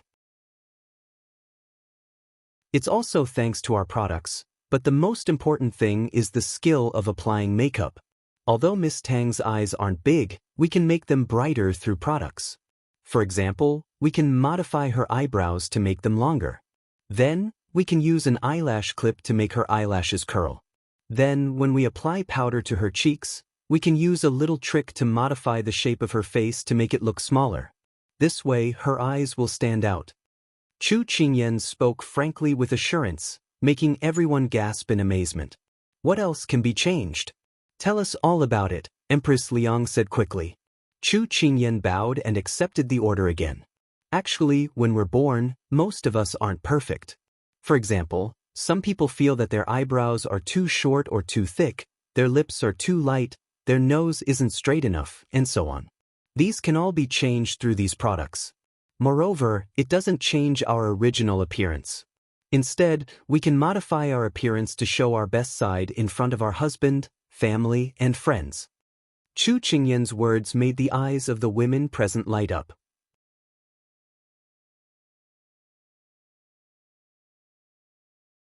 Chapter 1104. Also, with the passage of time, once we get older, our skin will become saggy and dark yellow. Wrinkles will appear at the corners of our eyes, showing signs of aging. It can protect our skin to a certain extent, moisturize, whiten, and change its luster. As soon as Chu Qingyan finished speaking, she felt the wild joy of the crowd. She laughed in her heart and continued, "However, just using these products can only treat the symptoms and not the root cause. Although it's because after removing the makeup, we still look the same as before, we also have to put in more effort in eating. In fact, there's a lot of nourishing the body and changing our mental appearance through eating." Many of the women present were already 30 or 40 years old. Not only did they have to serve their high-ranking husbands, but they also had to take care of all the big and small matters in the manor. It was very tiring. In addition, in ancient times, it was very common for men to have one wife and many concubines. Not only did the first wife have to fight for concubines, but she also had to guard against those servant girls with bad intentions. Time and energy were spent on this, so no matter how much powder was used, it couldn't hide the vicissitudes of life, unlike those vixens who were only responsible for looking beautiful like flowers. So after hearing Chu Qingyan's words, the thoughts of wanting to catch their husbands in the past came back in a whirlwind at this moment. Chu Qingyan felt the wolf-like gazes from all directions, and a few black lines slid down her forehead. However, she felt very happy in her heart because the effect was unexpectedly good. However, she still had a plan in her heart. These words of experience couldn't be said too much. She had to hold back some, so that she could be popular in the circle of noble women in the future. Do you have any good food therapy methods? Tell us about them. At this time, Meng Shishu was fascinated by the words and couldn't help but blurt out. After she finished speaking, she couldn't help but want to bite off her tongue. Chu Qingyan didn't pay attention to her. Instead, she took out some unopened products from the box and selectively gave them to the people around her. This, madam, the shape of your lips is very beautiful, but it's a little dry. Take this bottle of lip balm and try it. This young miss has thick eyebrows and big eyes, but the shape of your eyebrows can be slightly trimmed. Take this eyebrow shaver and try it. After walking around, basically everyone had received a product that was suitable for them. Even the Liang sisters and Meng Shishu had received a set. Everyone was overjoyed and wished they could go back and try it in front of the mirror right now. However, they had good manners and didn't forget to thank Chu Qingyan. Although they knew that gifts blind the eyes, they couldn't refuse such a rare product. At the same time, they flattered Empress Liang eagerly. With such a capable and intelligent future daughter-in-law, when they were almost done talking, they immediately left in a hurry. After leaving, Empress Liang still had a complacent smile on her face. After the room returned to silence, Empress Liang looked at Chu Qingyan, who was still standing in place, and asked with an unpleasant expression, "Why haven't you left yet?" "Nyang, Qingyan has a small gift that she wanted to give you, but she never found the right time. Now is the perfect time to give it to you." She smiled pleasingly. "What gift?" After seeing her amazing makeup skills, Empress Liang suddenly had a strong interest in what she wanted to give. Chu Qingyan smiled but didn't say anything. She turned around and took a box the size of 2 palms that Jasper handed over. She took 2 steps forward and placed it in front of Empress Liang. Empress Liang didn't have Luo Yun take it. She glanced at Chu Qingyan and then personally reached out to open it. When the items inside were all reflected in her eyes, Empress Liang revealed a pleasantly surprised expression. This is? That's right. These are all the products that Qingyan used for Miss Tang's makeup earlier. There are also some products with different effects that haven't been used yet. None of them have been opened. Before coming to the temple, Qingyan had already carefully selected a set for you. Is it to Nyang's liking? She lowered her eyes and pretended to be very nervous. How could Empress Liang not like it? As soon as she saw Tang Lanhan's makeup, she wanted to immediately send someone back to the capital to buy some to try. At this time, Chu Qingyan's gift was like handing a pillow to a sleepy person or a delicious meal to a hungry person. What a good child! Empress Liang reached out to gently pat Chu Qingyan's hand. She revealed a rare amiable expression. She was used to Empress Liang's aloof appearance, so she suddenly became amiable to her. Moreover, she usually didn't have a kind expression. Even if she was a bit gentle, it looked strange. Chu Qingyan felt a bit scared, but she didn't show it on her face. These are all things that Qingyan should do. It's fine as long as Nyang likes it.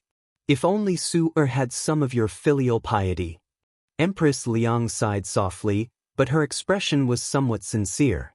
Chu Qingyan hurriedly said, "Actually, His Highness is also very concerned about Nyang. It's just that men aren't as meticulous as women and don't easily express their feelings. Therefore, I ask that Nyang doesn't bicker with His Highness." When Empress Liang heard this, she felt much better.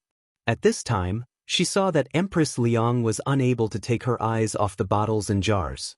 Chu Qingyan pursed her lips. She felt that this was an opportunity and couldn't help but boldly say, Nyang, Qingyan has something to thank you for." "What is it?" Empress Liang casually asked.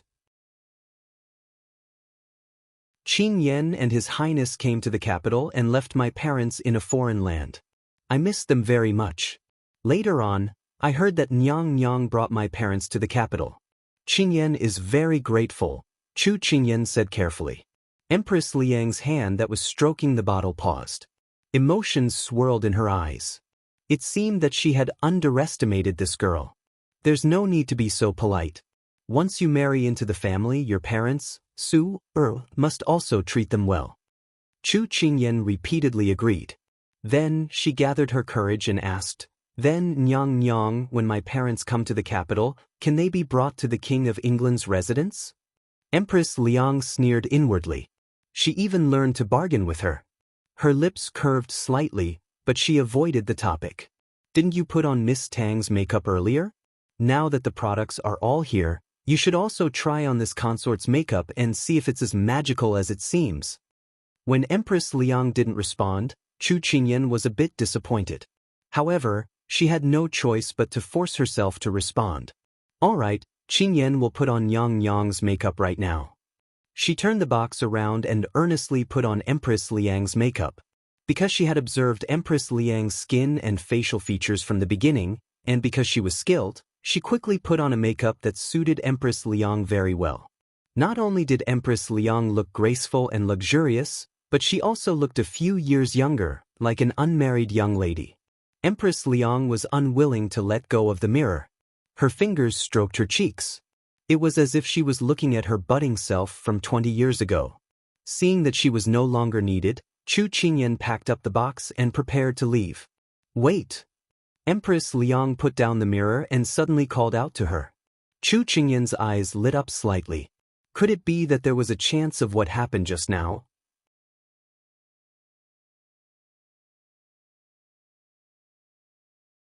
Chapter 1105. Does Your Highness have any other orders? Chu Qingyan suppressed her anticipation and asked with a normal expression. Empress Liang was still admiring her own reflection in the mirror. Her gaze didn't land on Chu Qingyan, but her words were clearly directed at her. "If you can teach the palace maid in charge of this consort's makeup techniques in the next few days, then this consort will fulfill your wish for the question you asked just now." Chu Qingyan revealed a happy smile, but she was afraid that it would be too obvious, so she tried her best to restrain herself. However, she still had some misgivings. For someone like Empress Liang who was used to ordering people around, she saw through her misgivings with a single glance. She said slowly, "You don't need to worry that this consort will play tricks. While you're at the state temple, you can come to this consort's place and spend 2 hours a day teaching her. When you leave, your parents will appear safely in the King of England's residence." Chu Qingyan immediately bowed her head in thanks. "Many thanks, Your Highness. You may withdraw." Empress Liang waved her hand. Afraid that Empress Liang would change her mind, Chu Qingyan immediately withdrew with Jasper. When they left, Empress Liang was still admiring her own beauty in the mirror. Once they left the courtyard, Chu Qingyan let out a huge sigh of relief. Then, her lips curled into a bright smile. "Jasper, I've finally rescued father and mother." "Congratulations, Master." Jasper also revealed a smile. "I'll go back and make a detailed outline for my lecture. When the time comes, I'll be able to deal with them." With the weight lifted from her heart, Chu Qingyan's words became much lighter. As she spoke, she walked towards her own courtyard. "Miss Chu, please wait." Just as she was about to take a step, she heard someone call out to her. Chu Qingyan stood still and turned to see Tang Lanhan standing under the shade of a tree. She recalled that if it weren't for Tang Lanhan's full cooperation in the room, she probably wouldn't have been so successful. She couldn't help but reveal a sincere smile. "So it's Miss Tang. You don't need to be so polite. Just call me by my name. I won't treat you as an outsider. How about I call you Qingyan?" Tang Lanhan walked in front of her with her maidservant and spoke in a pleasant voice. Although she was surprised by her straightforwardness, she admired this personality from the bottom of her heart, so she nodded. "I like your personality, Lanhan." "I like your personality too, Qingyan," Tang Lanhan said without any pretense. After the two of them finished speaking, they looked at each other and laughed at the same time. This smile was like a stone slab that was connected to the feet of the two, allowing the two to become close friends in the days to come with a tacit understanding. "The reason I waited here this time is to make friends with you. Anyway, there will be plenty of time in the future, and we will meet again. I can't be out for too long. Otherwise, my mother won't be able to find me and will leave first. Come and have tea with me when you're free." Tang Lanhan waved goodbye to her. Chu Qingyan looked at the person who came in a hurry and left in a hurry. She couldn't help but curve her lips. She really was a woman in a hurry. On the way back, Chu Qingyan received a lot of attention, but it wasn't as probing as before. Most of it was with kindness or eagerness to please her. She sighed in her heart. Sure enough, when you're with a woman, you still have to talk about makeup and skincare in order to stand firm. It seemed that she had to work harder in this area in the future. This was called, when in Rome, do as the Romans do. But she didn't know that her actions today not only made people have a good impression of her, but also laid the foundation for Xiao Su's expansion of power in the future. After all, in this world, most of the masters of the harem more or less like to talk about pillow talk. At this time, in the carriage, Pang Jijing threw herself into Xiao Ho's arms. She felt that although he looked thin and weak on the outside, he was actually very well endowed. Just as she was immersed in the man's charm, Xiao Ho had already shifted his attention from her to the outside world. The sound of a fierce battle could be heard through the window. Xiao Ho grabbed Pang Jijing's collar, lifted her up and threw her to the side. His voice was tense as he asked, "What happened?" His voice fell and someone replied, "Lord, we've been attacked by unknown people." Pang Jijing, who was rudely thrown aside, rubbed her dizzy head. When she heard this, she realized that her ears were filled with noisy roars. She subconsciously wanted to pull open the curtains to see what was going on. But just as she raised her hand, it was slapped down by Xiao Ho. The back of her hand was burning with pain. Pang Jijing glared at him in dissatisfaction. Just as she was about to crusade against him, the person who was looking at her coldly from the side suddenly pounced on her. Pang Jijing was pressed so hard that her back was about to break. She slapped the person on top of her with both hands. "Get off, get off." Before she could finish her words, a long arrow pierced through the window and nailed to the side of her head. She was immediately silenced, her eyes unable to move. Xiao Ho didn't even look at her. He straightened up. At this time, the fighting outside had already stopped. He pulled open the curtains and walked down. Pang Jijing, who was lying on the carriage, jumped up like a carp and quickly squeezed her way to Xiao Ho's side. What kind of joke is this? She almost lost her little life just now. She must follow this moving backer closely. Xiao Ho glanced at the person who was sticking close to him. His eyes were cold. Unfortunately, the other party would rather be threatened by his gaze than leave him for even half an inch. At this time, his subordinates escorted one of the surviving black-clothed men over. "Master, we captured one alive. The rest have all committed suicide." Pang Jijing, who was focused on Xiao Ho just now, looked around. She saw many black-clothed men and guards lying haphazardly on the ground. Moreover, they seemed to have lost their breath. The ground was covered in blood. It was like a strong light that stung her eyes and went straight to the weakest part of her heart. She was stunned on the spot. Her body trembled uncontrollably, so much so that she didn't hear what Xiao Ho and the others were saying. After Xiao Ho asked clearly, he left some people to clean up the battlefield. When he turned around, he saw the pale and bloodless Pang Jijing. He raised the corner of his eye. "This kind of scene shouldn't be unfamiliar to you." Pang Jijing turned her neck stiffly. Her lips moved and her voice was very soft. "I am a law-abiding person. We live in a peaceful era, so we can't easily break the law. Injuring people will result in imprisonment, not to mention killing people. The ancient times are too scary, really too scary. I want to go home," she spoke with a lisp. Xiao Ho didn't hear what she said at all.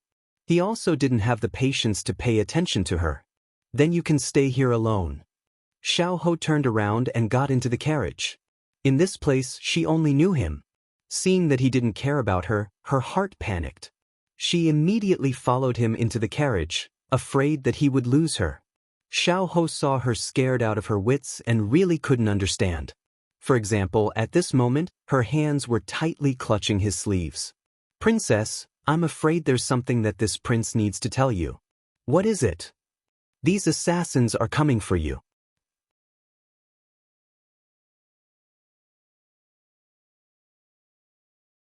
Chapter 1106. After drinking a bowl of iced plum soup, Pang Jijing felt slightly more alive. She took a deep breath and asked, "Why do these people want to kill me? Is it because someone doesn't want me to enter your Sichuan imperial capital? So in the end, they're your opponents?" Xiao Ho raised his eyebrows. Seeing her holding the bowl with a frightened expression, he sneered, "Your safety has nothing to do with Xishuan." This person's tone was really repulsive, but she couldn't fall out with him now. Otherwise, those assassins would make a comeback and her little life would be in danger. He smiled faintly, but there was an unclear meaning in his smile, causing Pang Zhijing to become vigilant. "Do you still remember this person, Yu Qingxi?" Yu Qingxi? Suddenly, she felt a pain in her chest and couldn't help but reach out to press it. She frowned. She wasn't unfamiliar with this name. In her original body's memories, this person was someone she liked for 10 years. Just now, it should be her original body's reaction. Perhaps it was because she liked him too deeply that even hearing his name would cause her heart to ache. He's the Prime Minister's son, but what does this have to do with him? She was at a loss. You poisoned his fiancée in Southern Blue, and now you're not allowing him to take revenge? Xiao Ho said indifferently. Her heart began to ache again. She could feel the original body's residual grief and despair. To be hated by the person she loved to the point that he only wanted her to die, this feeling must be very unbearable. But, didn't this happen 2 years ago? And the one who poisoned her wasn't her, but her original body. Could it be that after transmigrating, not only did she have to die for her original body, but she also had to shoulder the debt? Xiao Ho disagreed. It's not strange at all that it's not too late for a gentleman to take revenge, even after 10 years. He plotted to kill you 2 years ago, but unfortunately, he didn't succeed because he didn't want the imperial family to find out. Now that you've left Southern Blue, it's a good opportunity. If you die, no one will be able to find out about it. What a ruthless person.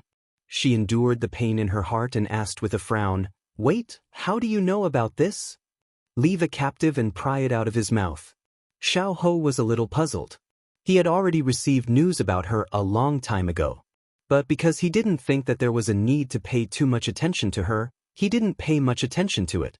But now, information about her surfaced in his mind.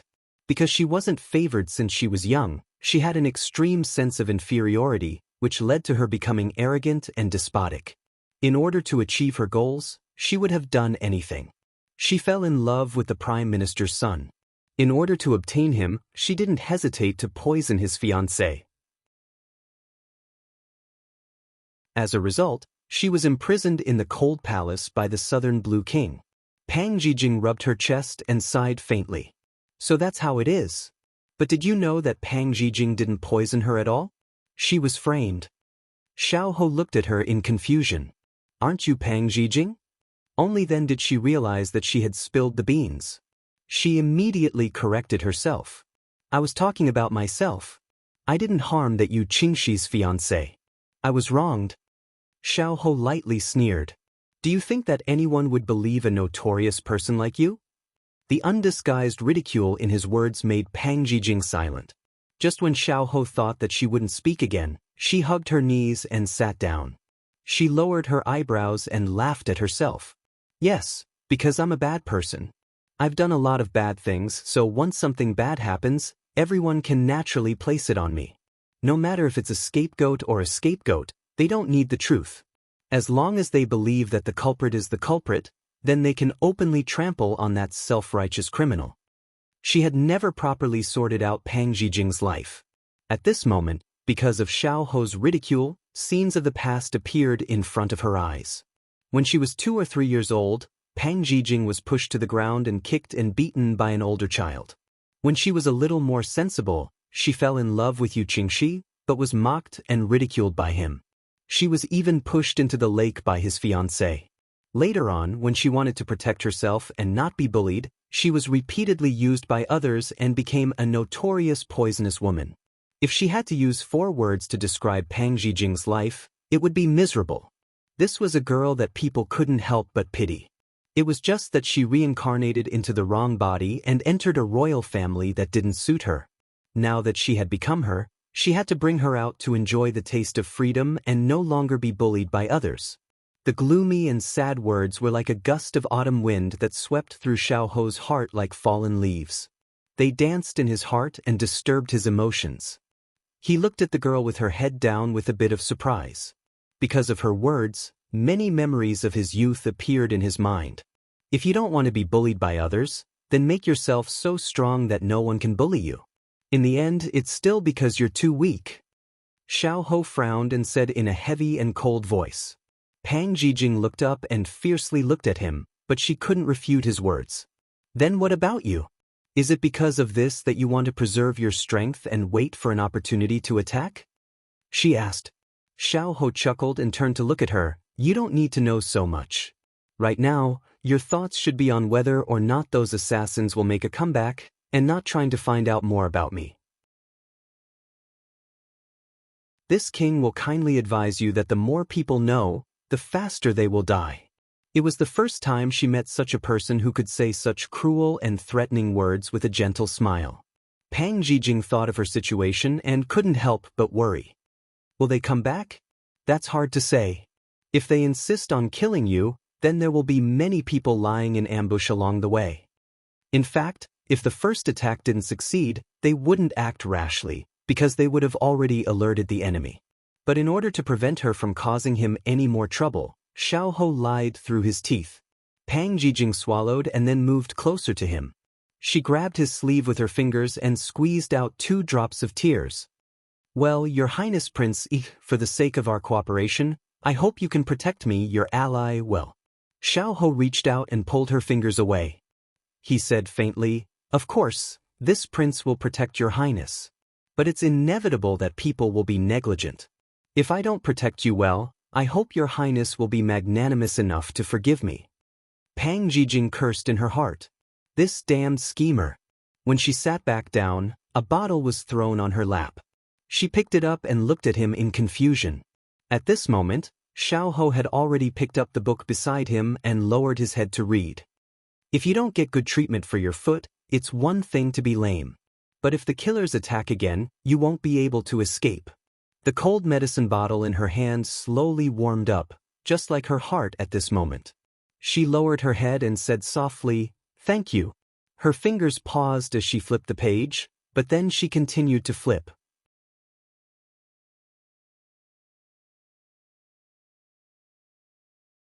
Chapter 1107. King of England's Palace. Hualing was sitting on a tree trunk, biting a grass branch in boredom. His ears twitched and the sound of something piercing through the air came from below.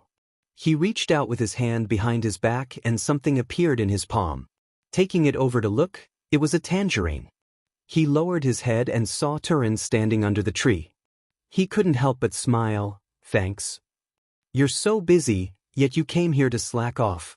Wood Spirit leaned against the tree trunk and looked up at him. There's no other way. Master suddenly took out all the work that had piled up over the past few years to deal with. My entire body is shaking right now and my legs are cramping. You have to let me catch my breath. Hualing complained. Ever since the little princess went to Hugua Temple, Master couldn't seem to be idle. He would find things for himself to do all day and would lead his subordinates to follow him around like a spinning top. Turin knew what he meant and sighed. The little princess has left for 2 days. It feels like without her, the entire palace has become much quieter. That's right, the little princess isn't here. Master has nothing to do, so he can only torment us. I really miss the days when there was a princess, a master, and good food in the palace. Hualing let out a deep sigh. Don't complain. Eat the tangerine and quickly come down to work. Otherwise, Water Spirit will skin you alive in the afternoon. Turin turned and walked away after saying this. What? Water Spirit was coming? What a joke. He didn't want to taste her whip. Hualing bit the tangerine and immediately jumped down the tree, anxiously following him. In the study, Xiao Su was currently flipping through files. Because the Chief Justice was sick and had taken a month's leave, the Sichuan Emperor had him temporarily take over the position. Thus, he moved all the files that had not been dealt with to the palace to deal with them. Hualing and Turin entered the room while playing around. Xiao Su nodded. At this time, Water Spirit also arrived at the study. She was wrapped up tightly. If she didn't take off her veil, no one would be able to see her identity. How was it? After Water Spirit bowed, Xiao Su asked. The 3 people present all knew that their master was asking about the young Wangfei. Water Spirit was responsible for gathering information. Now, she had an additional task, which was to report the daily activities of the young Wangfei in Hugua Temple. It was only at this moment that they could feel their master relax. Water Spirit took off her veil and stood in front of the table, looking refreshed. She said with a smile, "Today, young Wangfei followed Her Majesty the Empress and chanted sutras in the main hall of Buddhism. No one made things difficult for her. But little Princess Consort has done an amazing thing." Xiao Su's interest was piqued. "Tell me about it." Water Spirit did not keep everyone in suspense. She showed the little Wang Fei's skill in makeup in front of the foreign and promoted the store that was about to open in Xiao. It had a great promotional effect. As Water Spirit described everything in detail, Xiao Su's lips slowly curled. No wonder she was his little one. Her brain turned very quickly. She was good at doing business. Hua Ling clicked her tongue. Young Wang Fei is mighty. She can find business opportunities like this. Turin thought deeper. He said, "This subordinate feels that maybe in the near future, young Wang Fei can pull in a large portion of the power of the court to stand on our side. Or rather, she can use this circle to gather information that is beneficial to us." Water Spirit nodded. "I also think the same. Even though I can't see any concrete results right now, but this is a hidden potential that can be excavated." After the three of them finished speaking, they all looked at their master who was sitting on the main seat. Xiao Su said unconcernedly, "Ben Wang does not need Ian to sacrifice herself for anything. Everything will be done according to her preferences. You do not need to make things difficult for her because of these things." The three looked at each other. Master's love for young Wang Fei was bone deep. This subordinate understands. But they also respected young Wang Fei very much, just like how they respected their master. So they would not make things difficult for young Wang Fei and make her do things she did not like. "Right, master, young Wang Fei had someone tell you that she has already convinced the Empress. She will not make things difficult for Chu eldest master and Chu eldest madam. When they enter the city, she hopes that you can bring them into the Fu." Water Spirit immediately said when she thought of this. Xiao Su laughed brightly. She did something that Ben Wang could not do. "Very good. Tell her that Ben Wang will take care of her father-in-law and mother-in-law. She does not need to worry." Turin and the others could hear the pride and joy in their master's voice. They couldn't help but smile. At this time, Huang Yi walked in with a bowl of fragrant soup. "Lord, this is the chicken soup this servant just made today." Huang Yi placed the bowl on the table as she spoke. Xiao Su did not even look at it. "Take it away. Ben Wang does not have an appetite right now." Huang Yi said with a smile, "This is what young Wang Fei told me before she left. I have to make a bowl of soup for you every day and watch you drink it. Lord, don't make things difficult for this servant." Hua Ling winked at his two companions on the side. Young Wang Fei is really thoughtful. Even when she is not in the Fu, she will have people watch over master for her. It seems like she cares a lot about our master. It's a pity that we are all alone and don't even have someone to care about us. It really is. Before he could finish his sentence, a file landed on his head. "Ha!" Water Spirit looked at Hua Ling, who was holding his head and howling in pain, and laughed. "This is called retribution." Turin couldn't help laughing. Xiao Su, who was sitting at the head of the table, also softened his expression. He said to Huang Yi, "Leave it there first. Ben Wang will drink it later." Huang Yi finally bowed and left. Young Wang Fei really has a way. If it was anyone else, master probably wouldn't even look at them. Water Spirit said with a smile after walking out of the study. "That's right. Don't you know how important young Wang Fei is in master's heart?" Hua Ling said with a laugh. "All right, stop wasting time. Let's get down to business." Turin reminded the two of them. Hua Ling and Water Spirit looked at each other. This Turin really was a workaholic. Time slowly passed and the sun set in the west. Xiao Su closed the file in his hand and raised a hand to rub his eyes. He saw the soup on the table that was no longer steaming. Remembering that this was the little fellow's order, he couldn't help but pick it up and drink it in one gulp. Hong Yi, who was standing in the hallway of the courtyard, had been hiding behind a pillar the entire time, paying close attention to the study. When she saw Xiao Su drink the soup through the window, her eyes lit up with a strange light. Great, the medicine would take effect in 2 hours. At that time, she wanted to see how long this Liu Xiaohui could last. She pinched her handkerchief as she thought about what kind of expression Chu Qingyan would have when she came back and found that she couldn't drive her away. As long as she succeeded tonight, she wouldn't be afraid of anything, because she had the Empress behind her. Thinking of this, her lips curled. Then she had to go back now to prepare for tonight.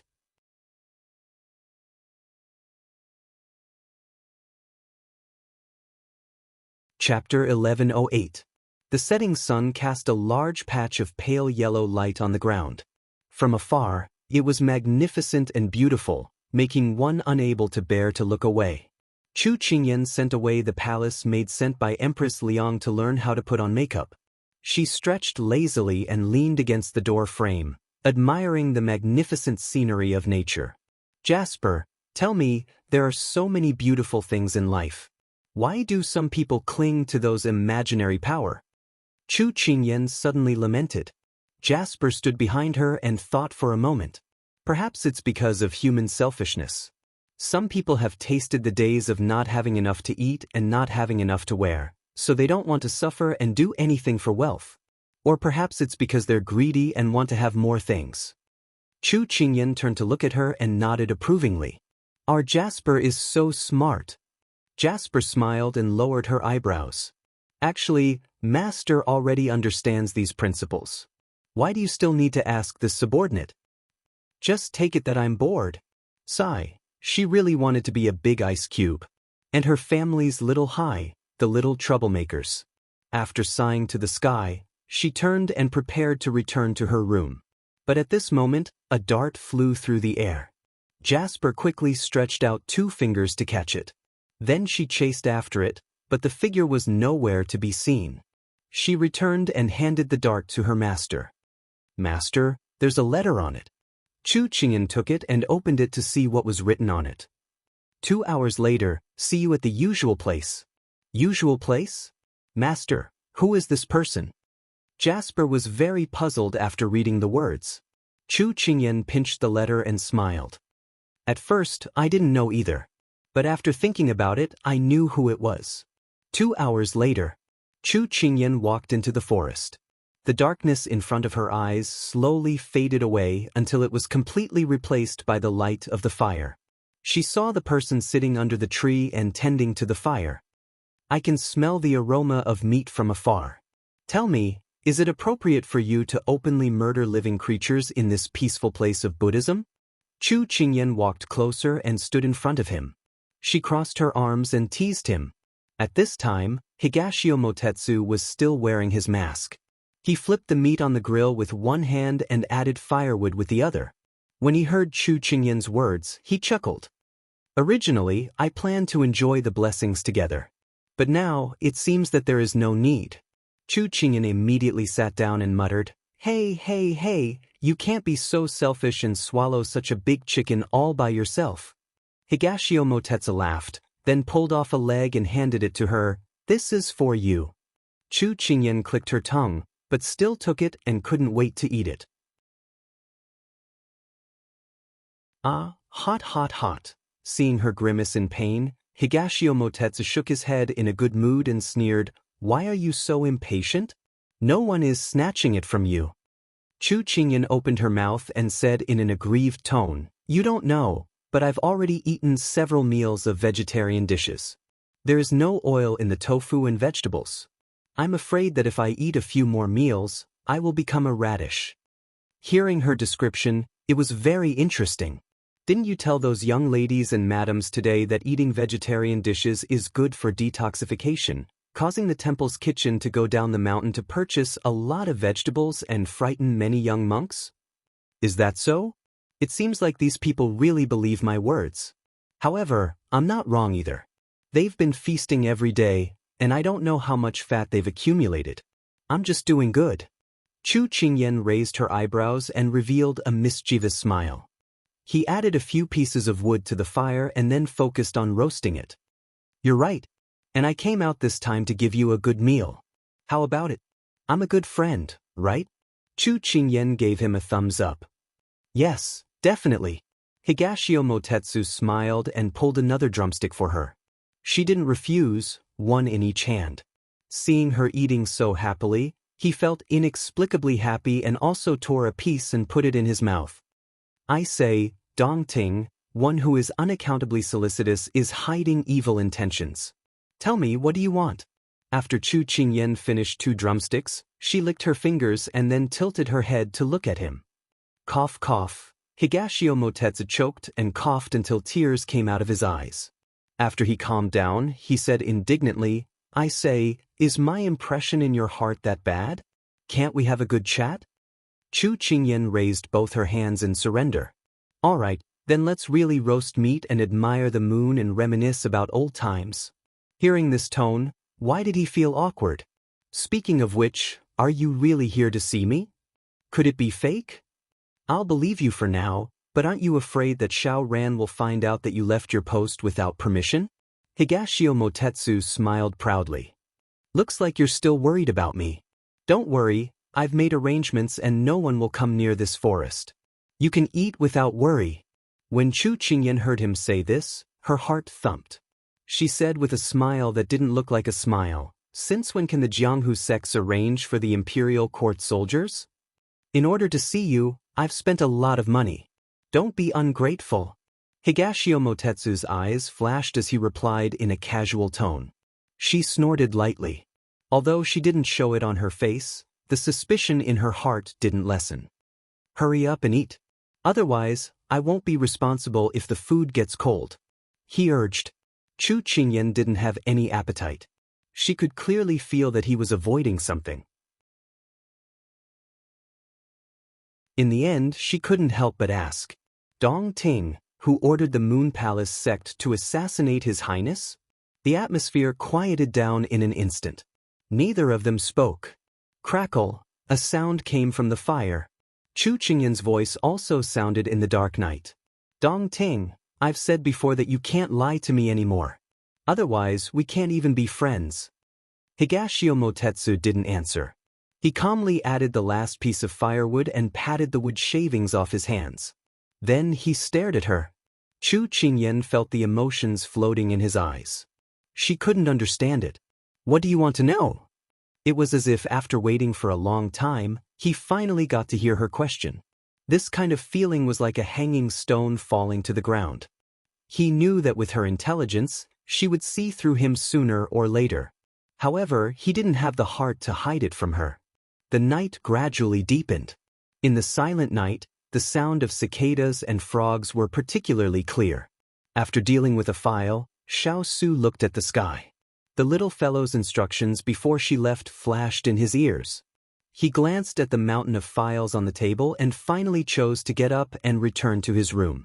Although the prince's mansion was full of his people, they were basically the little fellow's spies. In order to avoid her nagging when she came back, it was better for him to go back and wash up early. Thinking of this, he couldn't help but smile helplessly. However, just as he stood up, he suddenly frowned. He felt something strange in his body. His palms were sweaty and his whole body was hot. His body swayed slightly and he almost couldn't stand.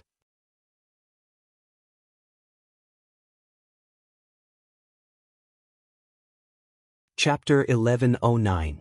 Xiao Su was barely able to support himself with the table. He could feel that there was an evil fire running around in his body. He deeply furrowed his brows.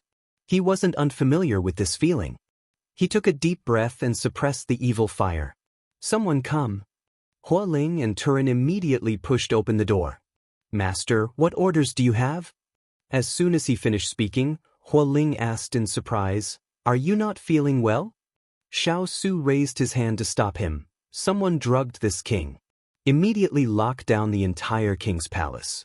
Don't let anyone leave, especially the people in the inner courtyard. After saying this, he forced himself to walk out the door. Hua Ling and Turin followed closely. Master, where are you going? Xiao Su turned around with a cold expression. I'm going out for a bit. Wait for me to come back and take care of everything. Hua Ling and Turin looked at each other and accepted the order. Xiao Su walked to the corridor and jumped onto the roof. With a few jumps, he disappeared into the night. What's wrong with Master? Huoling was very confused. Turin was also confused. Whatever Master says, we'll do. There's nothing wrong with it. Huoling thought the same. At this time, in the middle of the night, in the quiet forest, the two of them were silent. Higashio Motetsu's words just now were undoubtedly a tacit admission that he was hiding something from her. And after she confirmed her guess, she felt like she couldn't move forward. Confirming was one thing, but tearing open the truth was another. She suddenly didn't want to move forward anymore. He looked at her for a while and revealed a faint smile. It was different from his usual frivolous attitude. Instead, there was a faint helplessness and frustration. Little girl, do you feel like this is very difficult? Judging a friend like this? Chu Qingyan closed her eyes and let out a breath. Then she slowly opened them. Dong Ting, I know that you didn't participate in the Moon Palace's assassination of Big Ice Cube before, but I want to know, what about now? The eyes in front of him were too clear and he couldn't meet her gaze. He looked away. I am the Moon Palace's young palace master. These words indirectly answered her question. Dong Ting, you know that I don't want to be like this, so why are you still pretending as if nothing has happened? I know you like to play around, but is the relationship between friends something you can play around with? She was too angry and her tone was a little too harsh. When she saw the eyes of the person in front of her flicker, she moved her lips and lowered her eyebrows, saying sorrowfully, I'm sorry. The little girl's words were like thorns that pierced into the depths of his heart. He looked up and glared at her. Qingyan, we're friends. It has nothing to do with anyone. I won't hurt you. It's just that we're on different sides. Is that not okay? Chu Qingyan frowned and said firmly, my friends will never hurt the people I care about. So Xiao Su is the most special person in your heart? Even if I treat you extremely well, if I hurt a hair on your family's Xiao Su, I won't be forgiven? Higashio Motetsu narrowed his eyes and asked word by word. His gaze made her breath catch, but she still insisted on her point of view.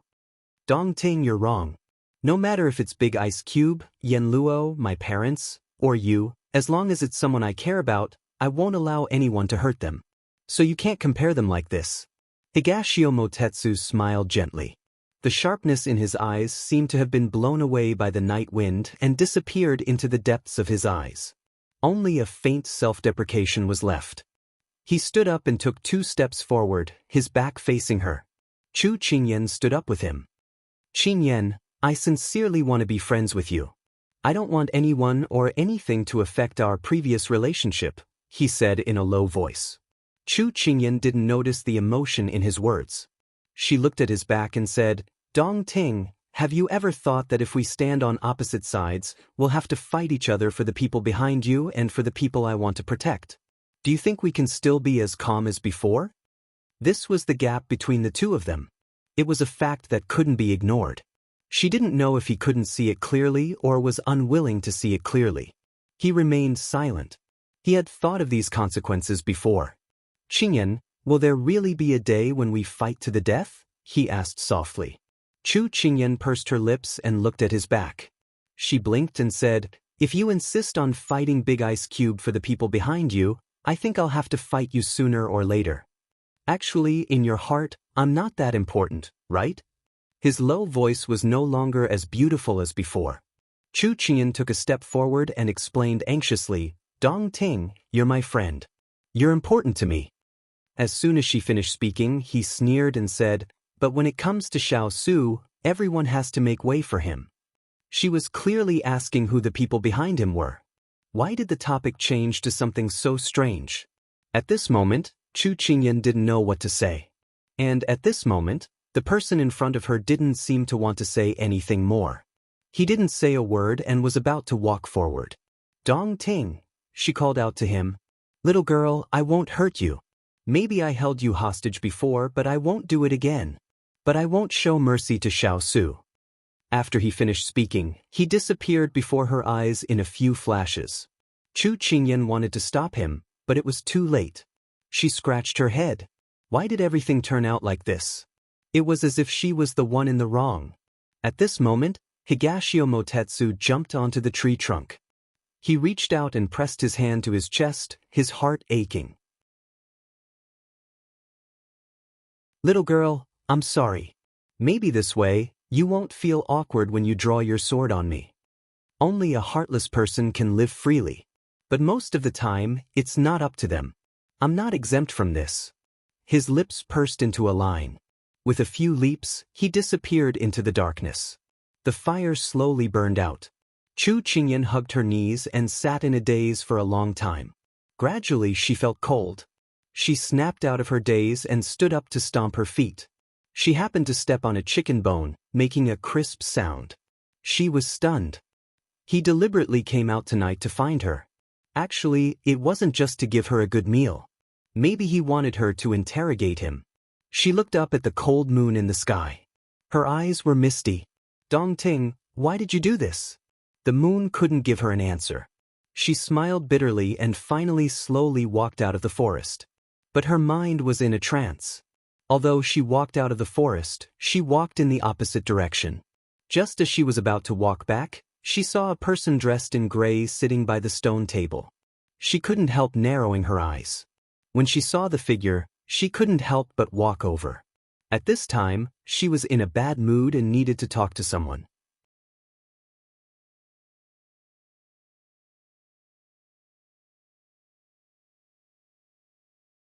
Chapter 11:10.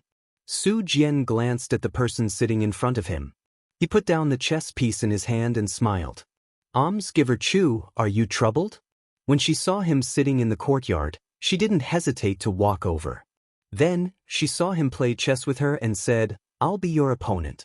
So, the two of them played together, one playing white chess and the other playing black chess. However, the black and white image on the chessboard dazed her slightly. When she heard his question, she replied gloomily. Su Jian, what kind of friend do you think is considered a true friend? Su Jian was not surprised by her sudden question because he often received all kinds of strange questions when he was in the temple or walking outside. Hence, Chu Qingyan's question was the most common. However, he was still a little surprised. Ever since they met, she had always been an optimistic and positive person. It was rare to see her so depressed. He guessed that it had something to do with the word friend. The definition of a friend is actually very broad. It includes a meeting, a nodding acquaintance, a drinking and meet friend, a pleasant meeting, a congenial conversation, genuine concern, a life and death situation. These are all definitions. However, if you want to consider a true friend, it depends on how you interpret it. Just like the word Buddha, it has different meanings in different hearts. Chu Qingyan could not help but roll her eyes at Su Jian's words. Isn't that the same as not saying anything? Su Jian was not annoyed by her words. He smiled and said, Actually, you already have a definition in your heart. Why are you still asking this penniless monk? Chu Qingyan was stunned again. She indeed had her own set of standards for friends. Dong Ting was one of the few friends she had in ancient times, and she cherished it very much. However, she could not accept that he would lay his hands on the person closest to him. More accurately, he would hide in the shadows and lay his hands on the big ice cube without them knowing. This was something she could not forgive. Su Jian, she said softly and slowly. When he heard his name come out of her mouth again, he felt a little different. He steadied his mind and said, Go on. When your best friend attacks the person you love the most, what will you do? She raised her head. Her eyes were bright and filled with anticipation. Su Jian was dazzled by her bright eyes. It was rare to see such a serious and sincere look. Benefactor Chu, I'm a poor monk who has nothing but emptiness. Distance, greed, anger, infatuation, and hatred. I have no love. Your analogy is somewhat inappropriate. Chu Qingyan took a deep breath. Why isn't this monk enlightened? All right, change the subject of this metaphor. For example, Su Jian lightly smiled. Nothing can be forced. Chu Qingyan snorted. What kind of answer was that? You're not just trying to fool me, are you? Su Jian shook his head. You've already mentioned 3 things. His best friend and the person he loves the most. Since he's decided to take action, He's naturally considered you. However, he still insists on doing so. This means that this matter is set in stone and won't change because of you. Since that's the case, why should you worry? This is the result. Su Jian's words revealed what she was thinking. She felt suffocated and her chest hurt a little. She held her forehead and mocked herself. As expected, honest advice grates on the ear, and good medicine tastes bitter, but the first needle hits the blood. The truth is always so cruel and merciless. Originally, he had been worried for her, but after hearing her teasing words, although he was still a little disappointed, he was much better than before. He picked up a white piece and placed it on the chessboard. Su Jian, do you really have no friends? Su Jian was right. Since this was already set in stone, what ability did she have to change it? She was just asking for a snub. It was not in her nature to be sad. At this moment, she focused all her attention on the person in front of her. He nodded. The highest realm of Buddhism is to not be tainted by the mortal world. Only by severing the 7 emotions and 6 desires and treating all things as emptiness can one attain the Tao. Hearing this, Chu Qingyan felt that living like this was meaningless. Don't you find life dull and boring? Don't you have anyone to complain to and have fun with? Su Jian shook his head. He did not think it was bad at all. This poor monk has already left the mortal world, so I don't feel depressed. A person's happiness, anger, sorrow, and joy are all summed up in the 8 hardships of life: birth, old age, sickness, death, love, separation, resentment, longing, and unable to let go. Since I've already seen through it, why would there be loneliness and boredom when I've left it all behind? Although she respected Buddhism, she felt that it was a pity for such a good young man to be immersed in such a long and boring journey of seeking Buddhism. Su Jian, I think you're wrong. I think that the true Buddhism is to hide in the city and see through the mortal world, but also hide in the mortal world and temper oneself in the mortal world. True knowledge comes from tempering oneself in the mortal world, just like how wine and meat pass through the intestines, but Buddha remains in the heart. Chu Qingyan's words made Su Jian feel that she was being unreasonable. Almsgiver Chu, she knew what he wanted to say, so she raised her hand to stop him. She continued, Su Jian, do you know what those who are ranked in the celestial class, who are ranked before Buddhism, need to do? Su Jian did not know what she was trying to say. They need to do one thing, and that is to experience the mortal world and experience greed, anger, stupidity, and hatred. They need to experience what you call the 8 hardships of life. Then they need to be enlightened and cultivate to seek the Tao. The eyes of the person in front of her shone brighter than the stars in the sky. But more importantly, he fell into deep thought because of her words. Su Jian, if you haven't experienced life and death in the mortal world, if you can't let go of love, separation, and resentment, how can you see through the most complicated human heart? If you haven't experienced it, everything is like an armchair strategist. No matter how touching your Zen theory is, no matter how accurate your analysis is, you won't understand what kind of suffering the person you're trying to help has gone through. Buddha said that they came to deliver all living beings from suffering. How do they do that? In reality, all of you are just armchair strategists. She did not know why she suddenly had such a thought. After Chu Qingyan said it out loud, it was probably because she felt a little sad for him when he said that he had no friends. How could a person not have any friends in this world? Wouldn't that be too lonely? Had he damaged his brain from reading too many Buddhist scriptures? Su Jian was already a little confused by her string of words. These words were something he had never heard before. He subconsciously felt that it was her twisted logic again, but he also did not know how to refute it. Just like the previous few times, she was always able to find words to make him speechless. She looked at the person in front of her and muttered, Su Jian, I actually think that I should be considered your friend. Maybe it's just a one-sided feeling. Su Jian stood rooted to the ground in a daze.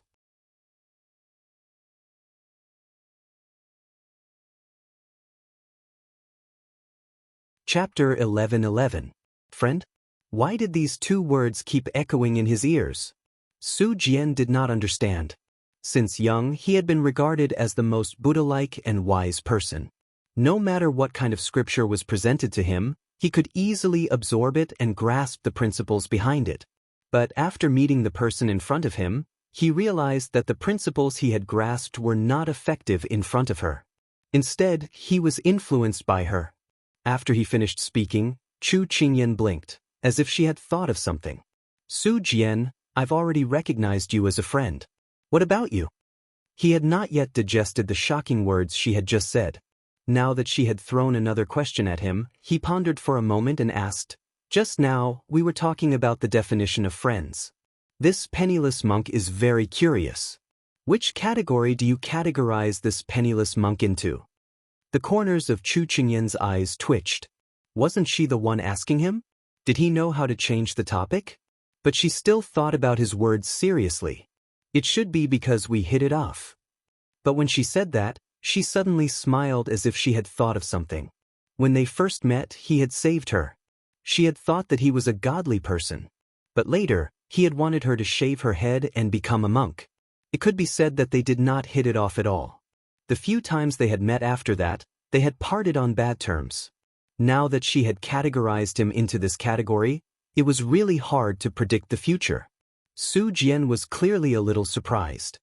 He had thought that she would think of him as a nodding acquaintance. Of course, Chu Qingyan did not miss the shock on his face. She sighed and said, I don't know how to describe it either. Back then, you looked like a flower vase and you would say all sorts of weird things. It made me speechless. But now that I think about it, every time you appeared, you would save me from danger. Furthermore, after interacting with you for so long, I realized that you are not a stubborn monk. Talking to you is also very relaxing. In my opinion, you are already my friend. Perhaps before this, she had wanted to find out if Big Ice Cube would meet with any misfortune through him. But now, she sincerely wanted to be friends with him. Perhaps the fate between people was just so wonderful. He originally thought that she would have a grudge against him, but he didn't expect to hear her say these words. It was rare for him to feel such emotions after so many years. He was silent for a moment before he said, You lost. Chu Qingyan was confused by his sudden words. Lost? Then, her gaze followed his line of sight, and she couldn't help but twitch the corner of her mouth. When she was talking just now, she was absent-minded and had already forced herself into a dead end. Although she was only 3 steps away, the outcome was already self-evident. She threw the chess piece in her hand into the chess box in frustration and stood up. What a failure. I came here because I was frustrated, but I didn't expect to be hit in the heart again. Forget it, you take your time. I have to go. Waving at him in the air, Chu Qingyan didn't wait for him to say anything and hurriedly left. Because she realized that it was already very late. If she didn't go back, the 2 servant girls in the room would be anxious. Su Jian watched her back disappear into the night and smiled as he put the chess piece in his hand back into the box. Just as he was about to put the chess pieces back into the chessboard, his fingers paused in midair. The black chess pieces neatly formed a word on the chessboard. A friend's close friend. The knot in her heart that she came here for. He was afraid that she had never thought of winning from the beginning. He thought of her fallacious argument and suddenly smiled. Perhaps this kind of person was worth befriending. When she returned to the courtyard, as expected, the 2 servant girls were anxious. Xining and Jasper surrounded her. Master, you're only back now? Chu Qingyan patted the dust off her clothes and looked up with a smile. Aren't I back now? No, look who's here. Xining pointed towards the room. At this moment, the room was silent and dark. She raised her eyebrows slightly. It's so dark and you didn't light a lamp. Who are you trying to scare? Hearing their master's teasing tone, Xining and Jasper pursed their lips and smiled. You'll know when you go in. Hearing Xining's mysterious expression, Chu Qingyan couldn't help but roll her eyes. It was so late at night. Why were they playing games instead of sleeping? The 2 of them must have been waiting for a long time and thought of something to scare her. All right, I'll go in and take a look. She waved her sleeves helplessly, then went up the steps and prepared to push open the door. However, a gust of wind blew and the door opened by itself. She raised her eyebrows again. They were serious about playing with her. She raised her foot and stepped in. Just as she stood still, the door behind her suddenly closed. She wasn't surprised. Just as she was about to walk forward, she suddenly stopped. The smell in the air? So familiar. She felt her blood boiling in her body and her hands involuntarily clenched. Then she slowly turned around to look. She saw a slender figure standing in front of the bed. The black clothes he was wearing blended in with the dark night. Only the jade pendant at his waist was emitting a clear light. Looking up, she couldn't see his face clearly, but that pair of cold eyes instantly made her blood stop boiling. Then it boiled in an even stronger rhythm. She didn't even think as she rushed over and hugged him. The black figure also tacitly opened his arms and hugged her. "Big Ice Cube, you're finally here. I missed you so much." Normally, she rarely said such mushy words of love. She felt that it was a little embarrassing to say such things after spending so much time together. But once they parted, there was a distance between the two of them, so these words naturally came out of her mouth. In the dark night, Xiao was originally using his internal energy to restrain the rampaging heat in his body. His body was slightly stiff, but because of her sudden confession, the blood in his body became even more restless. He hugged the person in his arms tightly. "I missed you too." When these words came out, Chu Qingyan felt as if she had eaten honey. Her heart was full of bubbles. "Big Ice Cube, why didn't you light the lamp? Is it to give me a surprise?" She happily guessed. "You can say that." Actually, he was afraid that when he saw the person he thought about day and night, he wouldn't be able to control himself. But he forgot that the stronger the internal energy, the better the eyesight. Just now when the little fellow appeared, his gaze couldn't leave her. Chu Qingyan's face turned slightly red. After not seeing each other for a few days, the Big Ice Cube actually learned how to be romantic. She laughed mischievously. "Then you can light the fire now. I'll pour some tea for you to drink. I found that although the vegetarian dishes in this temple are very ordinary, the tea is still very good." Seeing that she was about to walk to the table, Xiao said in a low voice, "No. What's wrong?" She didn't understand his words and couldn't help but turn to look at him again. "Because my body is inconvenient." Chu Qingyan's eyes widened, as if she had discovered something incredible. The coldness in that pair of black eyes faded and was quickly replaced by a fiery passion.